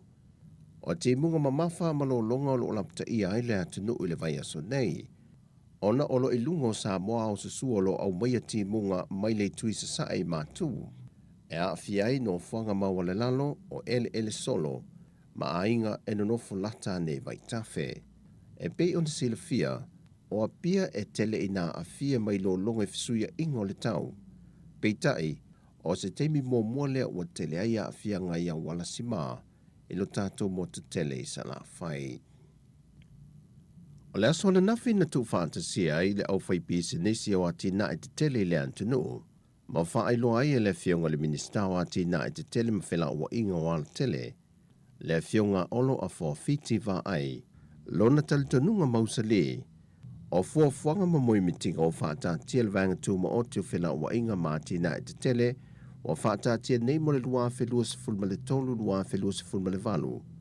E talitonu le fionga le minista. A mausali, mauti noso o tanga o whela ua inga le lau ele sami malevani monimo. I le fuafoi na le leile o ati na e te tele, o na au sia i leo sini au tu o lo o mo o mia. O nisi o na vatau o whaata tia le pūlenga mo ia fuafuanga te tele. Ia wha ma aina ia la whanga i me te tia fō. Wha mausali le loto i whare. Ma wha ma ite le wha tupula ia o le tamau aina. I so se tu o soifuanga o tangata umo o Samoa. Ina ia le ai se tasi. E tuu au noina. Whailo fo le fionga le minista i se pepo whaamtalanga. O le nei vahenga maoti ma le li o ana au onanga. Whaapea ma le matanga luenga ma whaalapu tonga. Pūlenga le malo mana paanga umai whaisao iai. O lo ao fia i fo i se ilo i longo le tūlanga na iai ngā luenga whaatino. Na whaata oto i le fuafuanga ma mau mo whila ua inga watuana i atu. Peitai o le wha moe moe maa walunga. O le wha iloa mai leo isi ngā luenga mo le isi 5 tausanga. Whaatase ma ngā luenga sa ili mo le ati na ma mau whila ua inga ma ati na e te tele. Mo le luma na i manuia o lo tātou o tino. Sau noa le whiongan minsta wa mai a foi on te pena ina le wha au fuatia ai le tūlanga o le aiai whaatinonga. Whaatasi ei mo na tupe mo mia, mo lona whaatupe ina. O le sau ninga sa whaatasi ei le fionga te mai tai pāle mia, le fionga le whongwhitalai, o minsta o le kāpeneta mo na langolango. Le taitai o le tuangai, ia fontoe pia lo wafo. Le taitai fono man mamalo komiti whaatono le pūlenga o vaenga maoti ale malo. Taitai fono le komisio ngā ruenga le malo, o sui o paanga sa mo mai atunu i fafo, ma pisinisi tu maoti o lo whai paanga whaatasi malutanga ruenga, o whila o inga mati na ese. E se whilo inga lau tu stala, ma le teitai o le vang whaupu whai le JPP le aso na nafi, le whionga tu le epa lupe soli aisa i le malia le ngoi. Na ia tu ina tuaisa na whautuanga i le whionga le minister al whaalapu putunga waa sa moa. E le lapele na tula i mai le whai unga le vaiaso, e le tolo atoe le malanga e se mai o le waa moe mai sa vai mai le tūlai whae maasani ai. Le na taunu mai le wafu in muli whanua wa lata i le tūlai iwa i le pō. O le whautuanga ma le tualalo le teitai o le vaeng whaupu whae le JPP. Mo le anga i le rumanai, e tā ua tu risi mo le tupe maua tātua tunu. Sa te tau waio na malanga atu sa isi waa, e au mai le pāsese lea, ai ia ave pēr wha mua i o tātou tangata nuu, o i lātou ia o lo tautua ina le atu nuu ma le whainga malo. O se tasi o tu alalo tu i le epa i le whainga malo, Mo so se sau ninga fa le malo e meise au onanga uma amtanga luenga le malo. E tā ua tele le tau sisi o le teimi, mai a vea ai ta ita ima wha uru lunga amtanga luenga uma, ma wha ta ita inga le lei, o le tau sisi lea, o ni teimi ua wha tūlanga ina.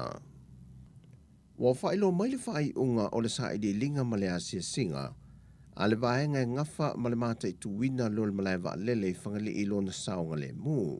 Wha ilo mai e le sunga whawoo, wa mahe ale lato wa asia singa, ma ua mai e foi no lato swala pule mal pulengo le malai va lele ma tu ina tu iai vaenga o le malai va lele e ao ona fa le leia tili ma fa mai e pe olo o iai vaenga o le awala e se e ai va lele e mau po pu e le ngatasi mai ao foi ona fa la mole le ta mai le tu langa o lo o iai ai mai se o le sua le o lo le pito iuta e ma fai ona fa langa ina ti munga o le malai va lele foi e le i mai o na makaina, e o fo i le vaenga e pakai va lele pe atu lau ele, mai le o iei fo i le tusi wha maonia o le Aerodrome Certificate, e mauti no ai wale lei ato atoa le malai va lele. Sau nofa wo o lo tādia fo i le reporti o le follow-up audit parcel, ma ua umo fo i o no lato whelua i malimtanga luengo le MWTI, ma soala pule vaenga uma mo le saunga le mua le malai va lele, mo fe malanga inga le atu no. O le vai aso neile na wha ai loa i se saunuanga le fionga le minista ia olo a 450 va ai. O le a mata i loa isi ngā luenga i toe wha le leia anti le malai va lele whangale. I le tau e lua tesi ma le 1 miliona tā la. Ma isi va engol malai va lele e pei ona toe te tanai nei. O tātou talafauia mai sio tātou tunu i Samoa. Man riel whai ungal vai aso leo wha fonga wha soi foia.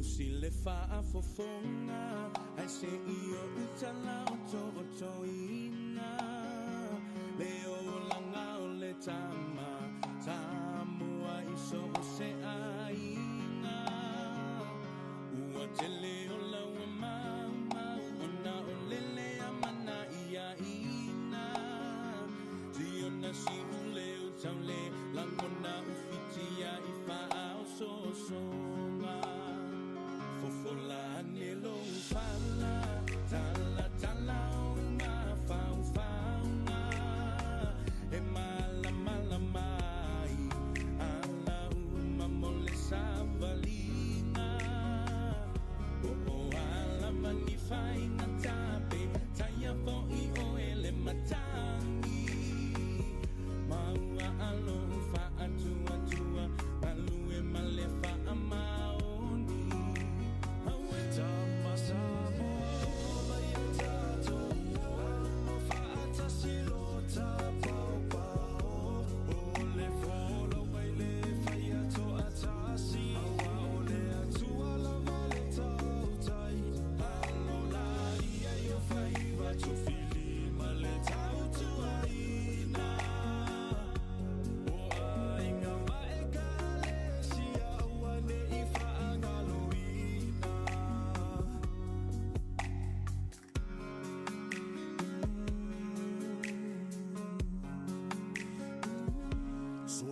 for ilunga sauni mai taule taua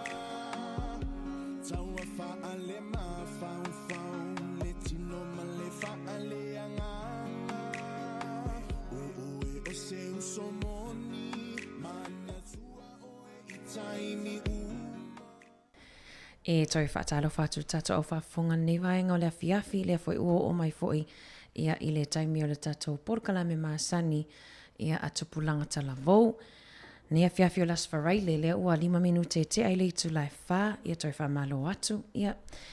Ai lea foi ua malo tia le tato o fisa nei vasa lau nei le siufonga lau mua ia lea foi umwhai ona ia se tasi foi ia o tamaitai ia posealo foi ua longa fo ilana tautua i le taalonga po le taalonga lakapi ia o ia fo ia lo awai fo i le au lakapi tamaitai ale a Samoa ia le aulea ale manusina ia o le tamaitai a Nina fo ese le ua ma to alua tu lea fiafi ia e mate taltala noa fo i ma fe faasoa ai fo i pe a mai fo i lana savalinga ai mai se fo i le manu malo le fatu a mai atu le ana manu malo ai i le au ia a fiti.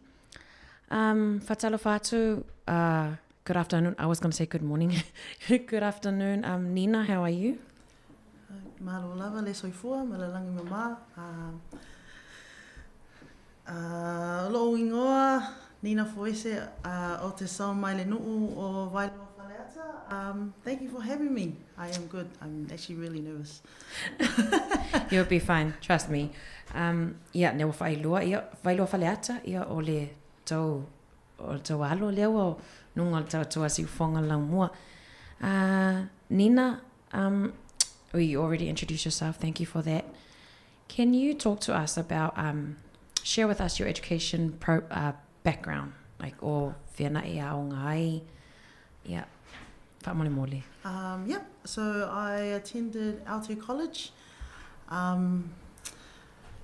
College, and I studied at Whitireia for Travel and Tourism, but was cut short due to my first birth, and before I moved to Australia. Cool. Would you like to share how many children do you have? I have 3 kids. My oldest, 14, at St. Mary's, and then Lourdes and Mika, who are 8 and 5, currently at Porirua East School. Wow. Ia, e to atolu ia lo te maitai a Nina, ia o leisi kolisi, ia ma le to alua I Porirua East. Nina, talk to us about your journey as a rugby player. As a rugby player, so I've been playing for, what is it now, 25 years? Wow. 25 years. So in my first years of college, coming out of intermediate, first club was Norths. I've always been with Norths. Then I think 2012 I moved to Australia. So played over there for Powerhouse Melbourne. That same year, 2013, made the Melbourne Rebels team. Yes. Back then there was no All Piki or Super W, so it was just district tournaments or city tournaments. Yeah, and that same year made the wider squad for the Wallaroos, which is the Kangaroos team. That's big. But that was cut short also because I fell down. I was pregnant with my With second child. Yes. Yeah, then moved back home, and then in 2018 I moved back to Porirua, and from then on, my first year back, made my first year at Pride, Wellington Pride. Yes, Wellington Pride. And then first year Manusina, and that's when it all started. That's good. Yeah. I mean, yes. O te loa leo lo whafonga mai wha malulua, tu fo I pia whapea li whaonga atunga ngana I lua I le tatou whaatala noanga, leo lea tauma whailava e whaima whaalili watu. Lea na matalu na o langa taalo, lua sru lima tau sanga o taalo I le tamaitai o Nina, ia samalanga fo I Australia, tama whainga fo I le ainga, tele fo I au I Australia, na mwhaiona taalo ai, na mwhaiona taalo I le Rebels me le pone, ia peitai na mai tanga loa tu lo I lana tamalona lua, ia sa wapea lonto I malanga mai ai I New Zealand nei, ta alo fo I le awa Wellington, ia le awa le Pride, Wellington Pride, ia ma whai fo in whamani aina I le awa le Manusina. Nina, I know our listeners really want to hear about Manusina. Congratulations about the recent win, about the Oceania Women Championship. Talk to us about that, your preparation for Manusina and that game that you guys won. That was big for our Pasifika people and our community, especially our Samoan community here in New Zealand as well. And the game against Fiji, our preparation before Fiji, that was it was really tough. We had to have, because it was a Sunday and we don't usually play on a Sunday. For the first time it was played on a Sunday. Our coach called a local before we headed out to the field, so it was about 3 hours before game time. We did our local, and we just spoke about been our time because last year we just lost, and that was to qualify into the World Cup. That recently took place. So this time we were like, okay, we can't have a repeat of last year. Yeah. So it was our time. We just had to go wha'amaile them and give it our all. Just smash them from, pretty much. We were well prepared. Yeah. Mentally. Physically as well. Physically, it just all came out on the field. But mentally, we were mentally prepared for it. Like we really wanted to take them and give them a good game. Considering Tonga did that for us. Yes. Exposed them. Yes. So we saw a lot of things that we could target. Yeah. That's really good. How many you guys in New Zealand, how many girls from Samoa that are playing for Manusina from Samoa? From Samoa, only 2 came through. A few girls are injured and a few girls are playing sevens. I'm still developing our Samoa. Oh, sorry, 3. 3. Linda Fiafia, Sailua and Lua. Nice. Yeah. Mana ia. O le vaenga le wa tato whatanoanga le wa fesilingia ia le tamaita ia nina ia i le manumalo le whatoa mai atu lena manumalo ai le lato ta alonga ia mawhiti le asawhaia i Australia lena manumalo ai i le ipu o le siampini ia mo lakapia atina ia lakapia tamaitai le ta ua to atolu i alo ma whanau teine mai Samoa ia le o ta alo whaatasi le Manusina. Nina, we're still on that Manusina game. Everyone were watching and we saw you. You were always encouraging the captain. What were you saying? Because we also saw you like when it was at the last minute of the game that you were the only one who stood up and you were trying to encourage the girls who had started to have that face when Fiji scored a try. The last minute, so the game was over, but the ref had told us before they had scored their try there was 2 minutes to go. So in that last minute when Fiki scored their last try, everyone's heads dropped, hands were on hips, like they were giving up. So the last minute I was like, no, come on, get in, like we still got a minute to go, we can still we finish when the ref tells us to. And she was letting us know we got a minute to go. So I was like, no, we can't give up. We're still in this. When we get to that kick, we want to form a brick wall so that they don't get rid of the balls too early, which we put that pressure on them to play in their half, which we did because it forced them to kick the ball out. And then you got the line out, did the line out, and Fiki was pulling our player down in the air, which we got the penalty, so which was good. That was pretty amazing. I'm sure all our listeners and your support, the community support, mostly some of their heads dropped. Yeah. But you were out there encouraging, which was really good for your team. And look what got you. You got the championship for the women team. Congratulations again for that. Thank you. Talk to us about COVID. Did COVID affect your plans? Did it affect any games that you had to play, or did you have to miss some of your games? We did. So when COVID hit, we were actually meant to go to Dubai to qualify into the World Cup. But because that COVID had hit us, we had to cancel. Not even postponing. Nah, I didn't postpone it. Yeah, there was a couple of times they had to cancel our trips due to COVID. And Will Rugby were just gonna let Fiki go through. Sure. Yeah. And now so Manusina's on the way to play for Tier 2 World competition? Yep. We're in the World Tier 2 now in the world, so we head over to South Africa to play South Africa, Japan, and Scotland, and 2 other countries. Is that exciting. Next year or this year? This is this year in September. Wow. Yeah. Wishing you all the best.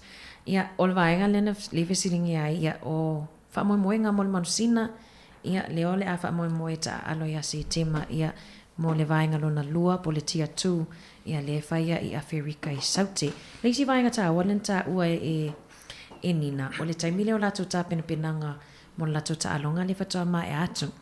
Na amata lia le whainga lotu ia pe ona masani e fo I te leo awa tato atu nuu. Ia le na talo ai le lato whaia onga ia whai se lato lotu ta pena I foi. O minu te muli la wata alonga le safa apea umai la ama lofiti ina wasikoa. Ia aina wa aia lava ia nina la tu e whaamalo si au I lato au. Ia o lo whaamalo si au atu iai. Ono sai se whateilonga la vai whamelo whali umata alonga whatoa umata alonga. Le alana mana I antoe sa laifiti ia le na malo ai lo tatou. O le koviti ia sa whapeona le whatanu uina pe na cancel lato ta alonga tu oe ta alo ai Dubai ia o se ia le wa mwhaiona o le lao ta alo Afrika I saute ia si tima. Nina, what are some challenges you face as a Samoan woman? You're also a mum, and what are the challenges in your journey as a rugby player and also as a mum? Like, how do you juggle time? That's really hard. Time is the biggest one. Having to juggle with the kids, house, school, work. It is really hard. Being also sometimes kids are my juggle challenges, and then trying to keep up with the level of rugby. Yes. So the young talent coming through, trying to keep up with them. So and then the amount of trainings in the recovery, I don't hardly do recovery. My kids are my recovery, so it is hard. As a rugby player, I don't really see myself as a professional just yet. No, we don't agree with that. No, just that's because it's having kids is hard. Having kids is hard. Yeah. That is the biggest challenge, is having kids and having to work around them and trying to put them first, and trying to put myself first as well. Look after me, but like I always say, do myself first to help my children. Keep myself happy to make them happy as well. So yeah, that's amazing. Coming from a mum of 3, whafonga foi mai o tato atu noo. O nina e to tolu na yo nalo. Ia o lena fisilingia po ani. O ani fita mani whaingata foi lea e lutia e fo ile savalinga. O ia o le tamaitai ia o mua ia o setina ia o ia fo i o tamaitai ta alo. Ia le olo o halo fo i e whaalau iloa fo ia le tatou awal manusina ia i ta alonga. Ia le sao le leo o lana whanau lawa e wha mua ia te ia o le taimi fo i. Ia tatou te iloa uma lawa e le mwhaiona tū le vai o le wati ia e whaingata lawa fo i ona whesuisui ia taimi o ana tole ninga ia e whatatau fo i taimi si ona whanau ia e pei ona ia tā ua o lana whanau ia o lana ia fo ia mapusanga ia pe mapu ia manuia fo i lana whanau. Ai o le atato atu sina malolonga. We're going to go for a quick break. O le awhai sato malolonga po toi tali umai whaau au le tato tala whaatala noanga.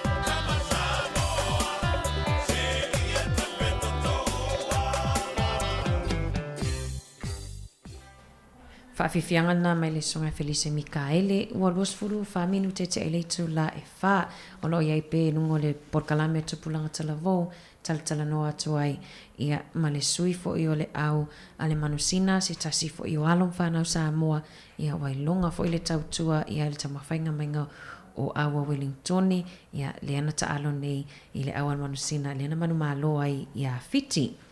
Nina, do you see rugby for women in the future? Because I think the Black Ferns are doing so well as well in our Samoan team.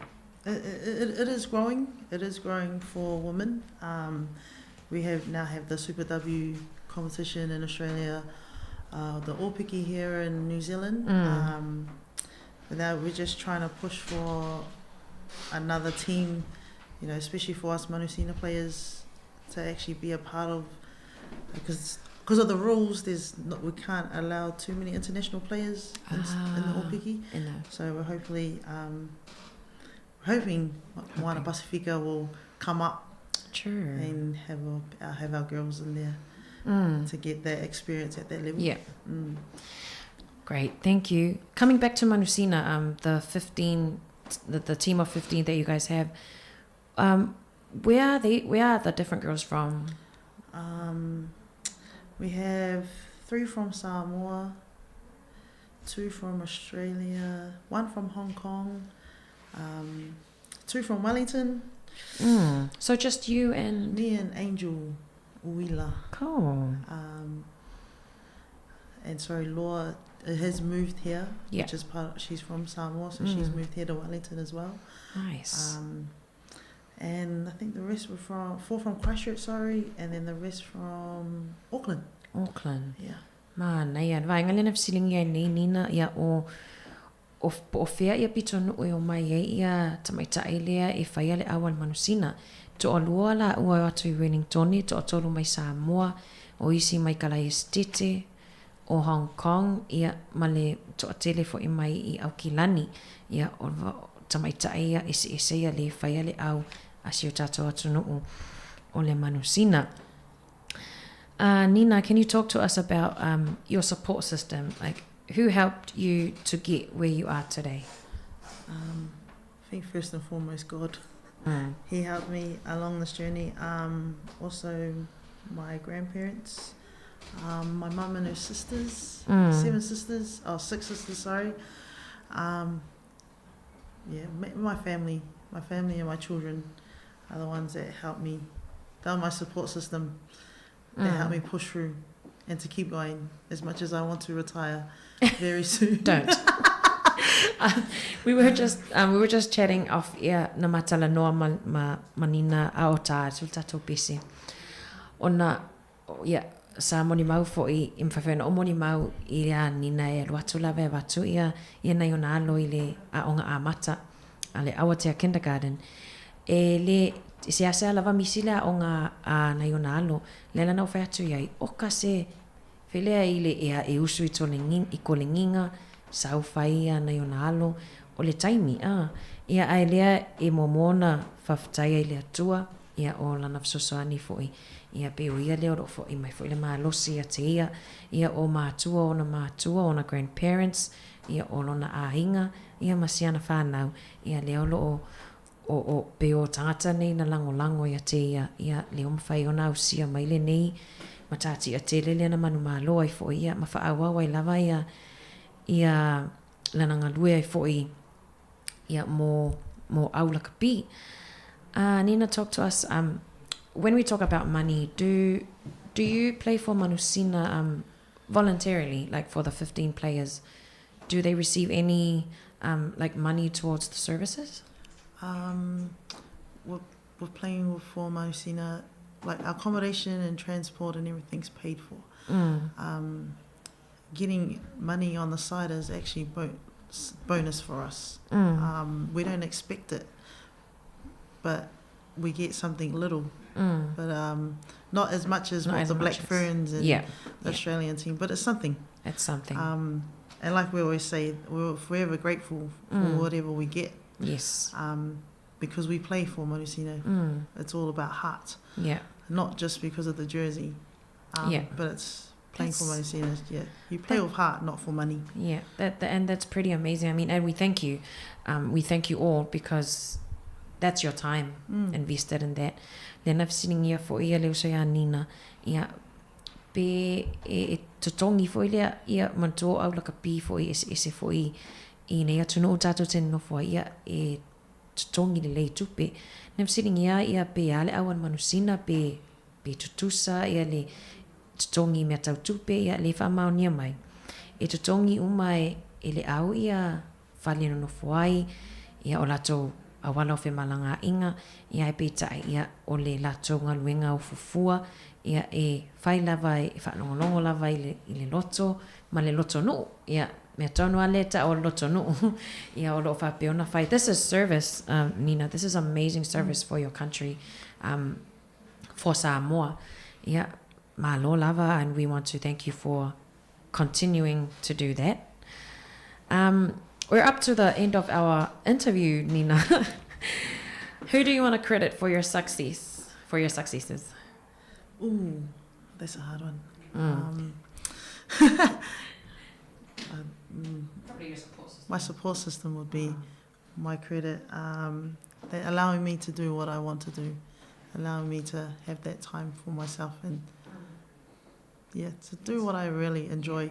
Yeah. Awesome.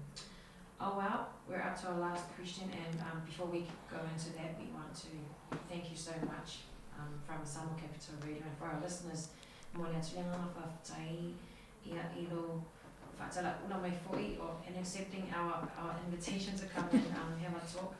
Like me and Murray always say on air that whenever you win, we win as well, and I know that our Samoan community are very proud of the achievement that Manusina has achieved, and we wish you all the best for the Rugby World Cup in South Africa, and we hope to have you again. But to conclude our interview, do you have any last words or advices for our youth that are tuning in today? Yeah, just for our youth, whatever opportunity you get given, take it with both hands and give it a go, give it your all, because that's what I'm still doing. Give it your all. That's Yes. amazing advice. Tupulanta lavo ia nautou whaafonga mai o le whautuanga ia a Nina for ese I le tupulanta lavo lo mafuta mai lunga o tatou tautua whaonga uma wanoa ave uma ia ilo whai merilei ia wanoa ia e te maua I le nei fo'i o langa tatou te whiolama tau soifua mai ai. Nina, do you have any shout out that you want to give to your families and friends who are tuning in to our program today? Just to all our young ones, go for the blue jersey, not the black. Go for the blue. Ngā sa o lelei. Wa aile ofulan moana ai Come awale to the wa blue aile. jersey, please. Awa ofulan moana. Definitely an experience you'll never ever get in any other jersey, especially the black. It's a different feeling. But yeah. Mana ia. Whamarusi au, wa aile ofulan moana. Ola omoni mau mai e se fo ile langona loto no pea ofulan moana. Ai tau whaate ate e se male ofulan uli.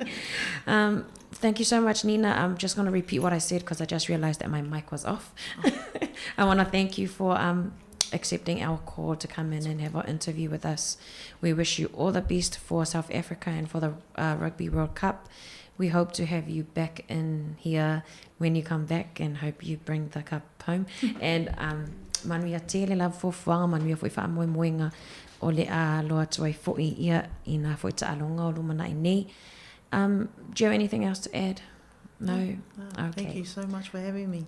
Okay. Ia manuia whasausonga Samoa, ia o tawalunga tuai fo'i, ia mali tatou whaatalatala noanga I le nei vaenga o le afi alo whātou mo o tau, whamanuia le atua.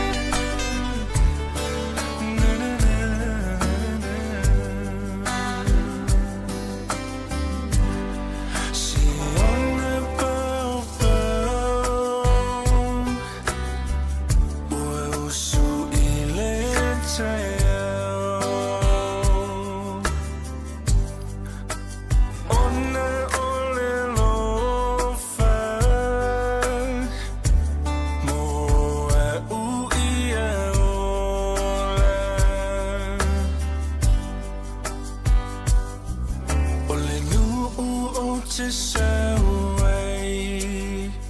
Well, it's a me love it to a EA. Live a anger for a moment, to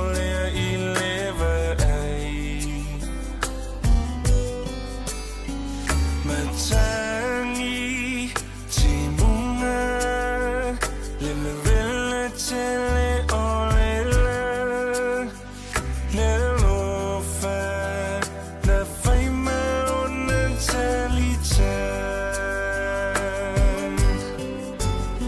Susuluma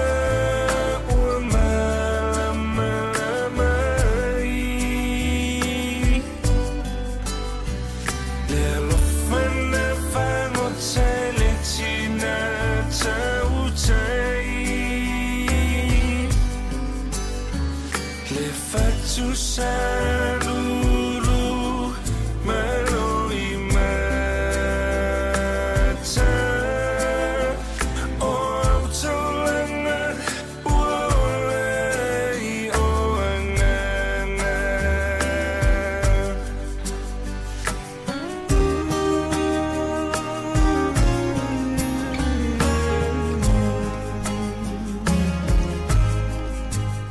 Elena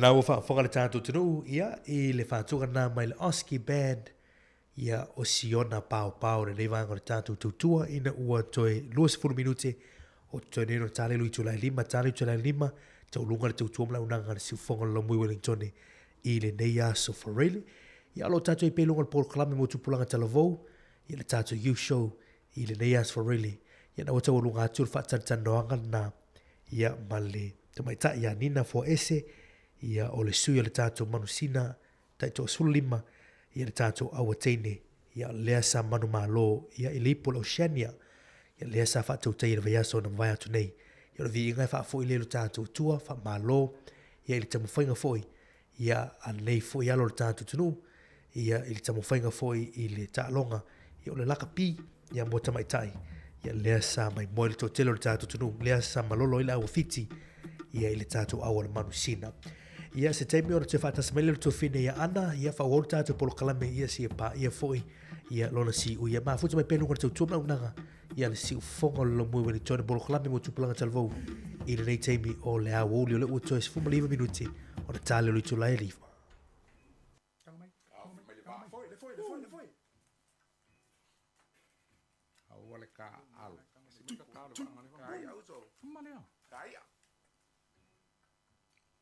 Ese faiva o le alo alo, ese faiva o le moana.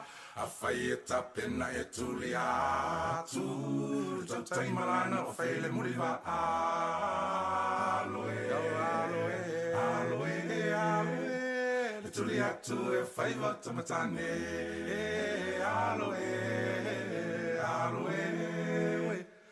Tuli atu e whaiva tamatane A whai e te sewa le manu Tau tai e se e tanga i le ngalu Pei whaiva ta teima manatu natu Whai e le nanau i le ai manu manu A whai e te sewa le manu Tau tai e se e tanga i le ngalu Pei whaiva ta teima manatu natu Whai e le nanau i le ai manu manu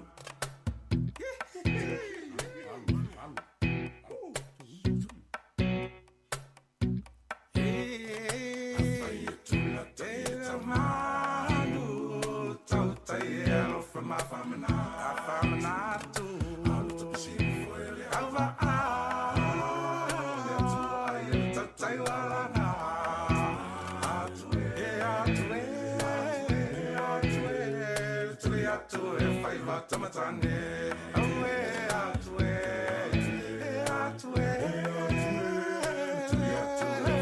tamatane. Afai e te se wale manu, tau tai e se e tanga i le ngalu. Pei fai vata te manatu natu, fai le nanau i le ai manu manu. Afai e te se wale manu. Tau tai e se e tanga i le ngalu Pei whai wata te manatu natu Whai le nanau i le ai manu manu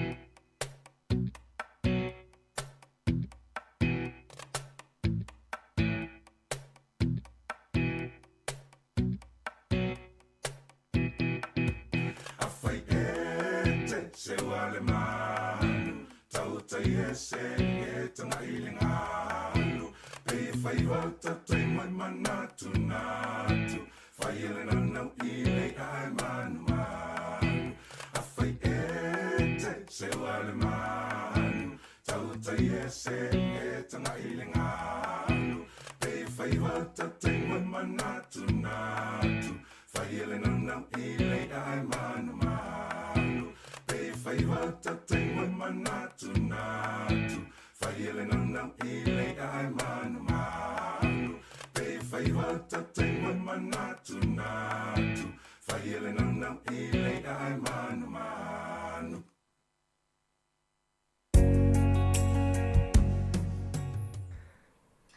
Ia, toi whamalo atu leo a toi o nei minute wha amuta tato tautua I lungo le samo tasi ono te sima tas wha mo ia tautua fwoi negas whareile. Mga luto olu atu wha mai a fwoi pokalai me tupulanga talavo ia ma le tuanga ni a Murray Whaivalu. Malo Murray. Pe wa vela sa o supo ele ni tu. Le ai no mata mai ai tua ia tap wa mai fu ilo alu fai fu le fa no o le tofini a nina. Ia vi ele tu ma nei el fa no nga ia no fa fon tato tinu. Ia ile sao fo yo sia fo ia lo tato tinu. Ia tamata ia nina fo ese ia le sa ta alo fo. Ia tu so tamata ile sa champine fo le tato al tato monsina. Moni le man nei ia yo. Fa long atu fo ia na fautuanga mo tu pulang tala voi vai fo ia wa no le au maua. Fa nga va no o mai mai ni atu no. Mita fo i fa mai awane yo mo le ofulanu luli uli. O mo le ofulanu mo le chesilan moana. Sau no le sunga ya tu fuele o le tato tu uma tato awe mo le tala leo o tato tangata ta alo vole le loto nu tu so le ale le stongi pe pe le ato vo stongi pe mo ni la tu stongi ai on le loto nu pe la sau no ia le to finianina ia o le ofulanu ululi ia o pe support mala ko tato au le manusamo e ole au tato tunu moni fisiringa le I vainga tau tupe le wa so noi mai ele tu sa ia ele moni la to tongi fo ie pe o tele o tupe mo e our black ferns our new zealand tamaita ia ai pe e fo ile la to tau tua fo I awale aule le manusina ia mana ia ele au mo fo ini alom fa na ele so na alu se taimi o se sini I nei vai taimi o ina ele fa ba di lo tu o bita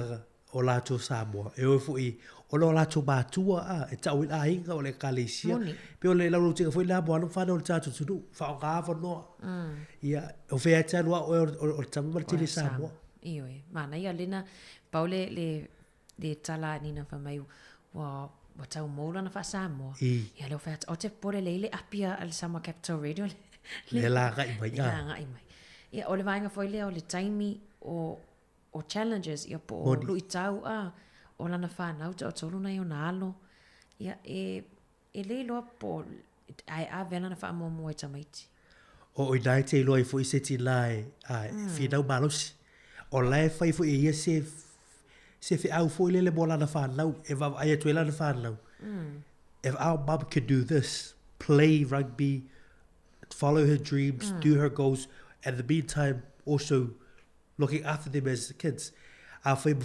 matu tina ona ta alo la kapi fai se bea au se bata ti ia as well as lato ia nai te lo si la fi na balosi ia fa balo fo o le toi ga na no te ga na to le ia lo fa na o tato tu mu pula tala vo o alu i tawe ga i mele o la a wone no fo ia wala tupu bali bele ai fa pe ia la le la tu ta alo la kapi la ule alo e te fai au se le bata ia pe ese be ia ya lo fai uba fa uba balo moni le mai nga foi le na no fo mai ona o mai tanga ilan tamatua ya alu le wa mana ia lana nga luenga Australia le sa tala foi le awole Melbourne Rebels ia toi no fo ile ona o mai tanga ilan tamalo na lua ia len toi fo I mai la New Zealand sa o lo fa manu ia ina lo ta alo le manusina mai nga foi le na fisilingi le minute muli ole ba ole toi tebi ai o tebi fa pena o sta kata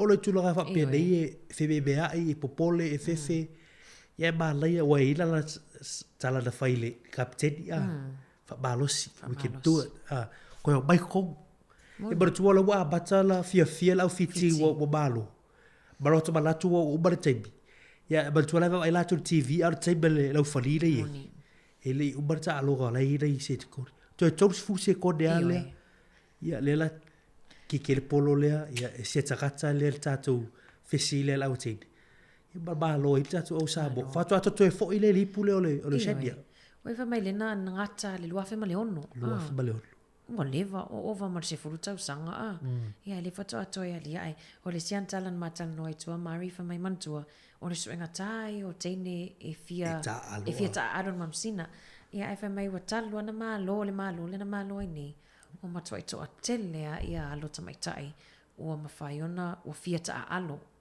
alo manusina aiona le ova ai ato lo o le e develop ale awa tato O le la tonu ale lau tinga talo sia fo i le vaiga fo i ia tutusa le tatu la i modo i tu pa o tale mal tatu tu pa tamba ia fa pena fo le la i mo na yo tatu tu fa fine mal i tu pa o tamai tai ia tu le fo la tu la kale te mo fai fo ia ti e fo ta lo ga mo le ia tatu o le level i fiti ta alo tu we do o Australia tatu o level na e mo fai el tatu o tamai tai ia vai inspire fo ia fai base me ha o Sofia ile lau o fa lau ia me se tu pa tamai tai e mo fai fo o to fai be dai Moni le yo mana ia fa tata noanga o sui fo il tapu kala me ni fiafi mai aso fo tele fo tato vai nga ta wale lam fai tato fa so ai a Mari ta ua tele va ga la ia o diso fo tu ga dei te bole a o le fiafi fa fo mertato tu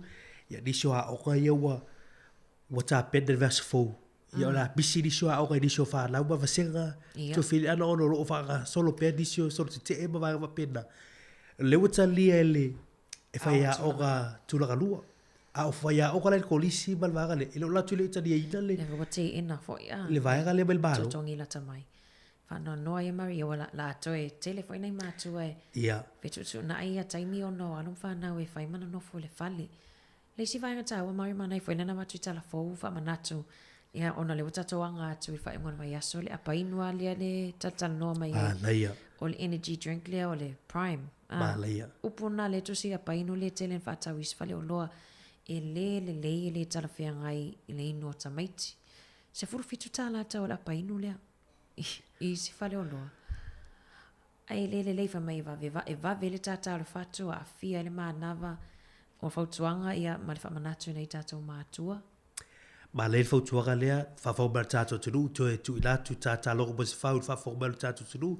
Young people, please stay away from these prime energy drinks. Leo mai fautuanga, ia fautuanga fo na tatu polo kalami. Stay away. Tau mambao ese matulanga ia. Ia whaka ino le apa idu e le mole se fo malo rilo tatu whanau. Meise tatu lau tili. Ia meise, ia tau o tele tatu matala i vaega nei. Nei maua i fo soi fua o alo whanau le tatu tunu. Ia fo tatale fatu, ia ese fo ilan latu laka.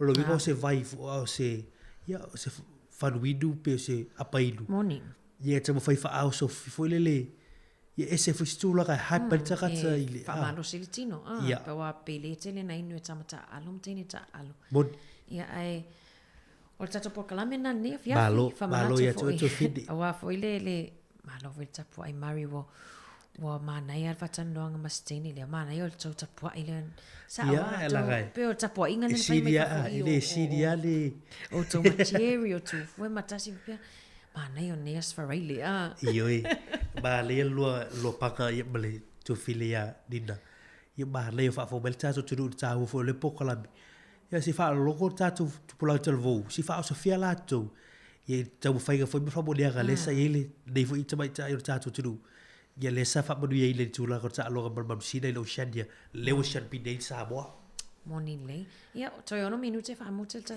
tua e sa le monu le ala tele fa mana tuma sani la fa pe o malanga mamao ia va ile tau ia sia ki le tau Mari i pitonu o ia te malanga ia ona ni te o atu lo vai ia au mana tu pen fa putwe o ai pa tau tiele va ga le o ile te bi le tula ko tau tu sai ese fo il forecast pu tula ko valo agale au official va ai tau ia ese fo ia le tau e bai le tu ia pula le tu ia la tau le bala tu la tape na ga pela ia ba o fo ia te bi ia ai va ga la tape ba o ba lu tele weekend ia ba tu la fa ba sa li sa ga le bu ba sa li lo ga tatu o na ga lo ina tu ai lo ga la tele ile ga te fo ile be ga ile le fo weekend ile sa ga le bu ba lu tele so fo ba lo tatu tu moni le ia ai wa mutai fo ina mal tatu tau tua mo le toi fo ile nga fafutai na tatu wompa anga umala wal si fonga la mua ma wa mai le tatu tau tua nei aso mai la wal fitu tai ona le la fa manga lo fo tau tua nei aso pe o ia ise leo wa le tau tamali i la fa fonga anga ia ai manu ia tele la fo fuanga o toi manu ia fo fuanga fa mo ngar fa ngon vai aso mai la fionga ile li pule ma le fa ngal wenga ma to te fa to fa so fo atu mo le nei taimi Sorry.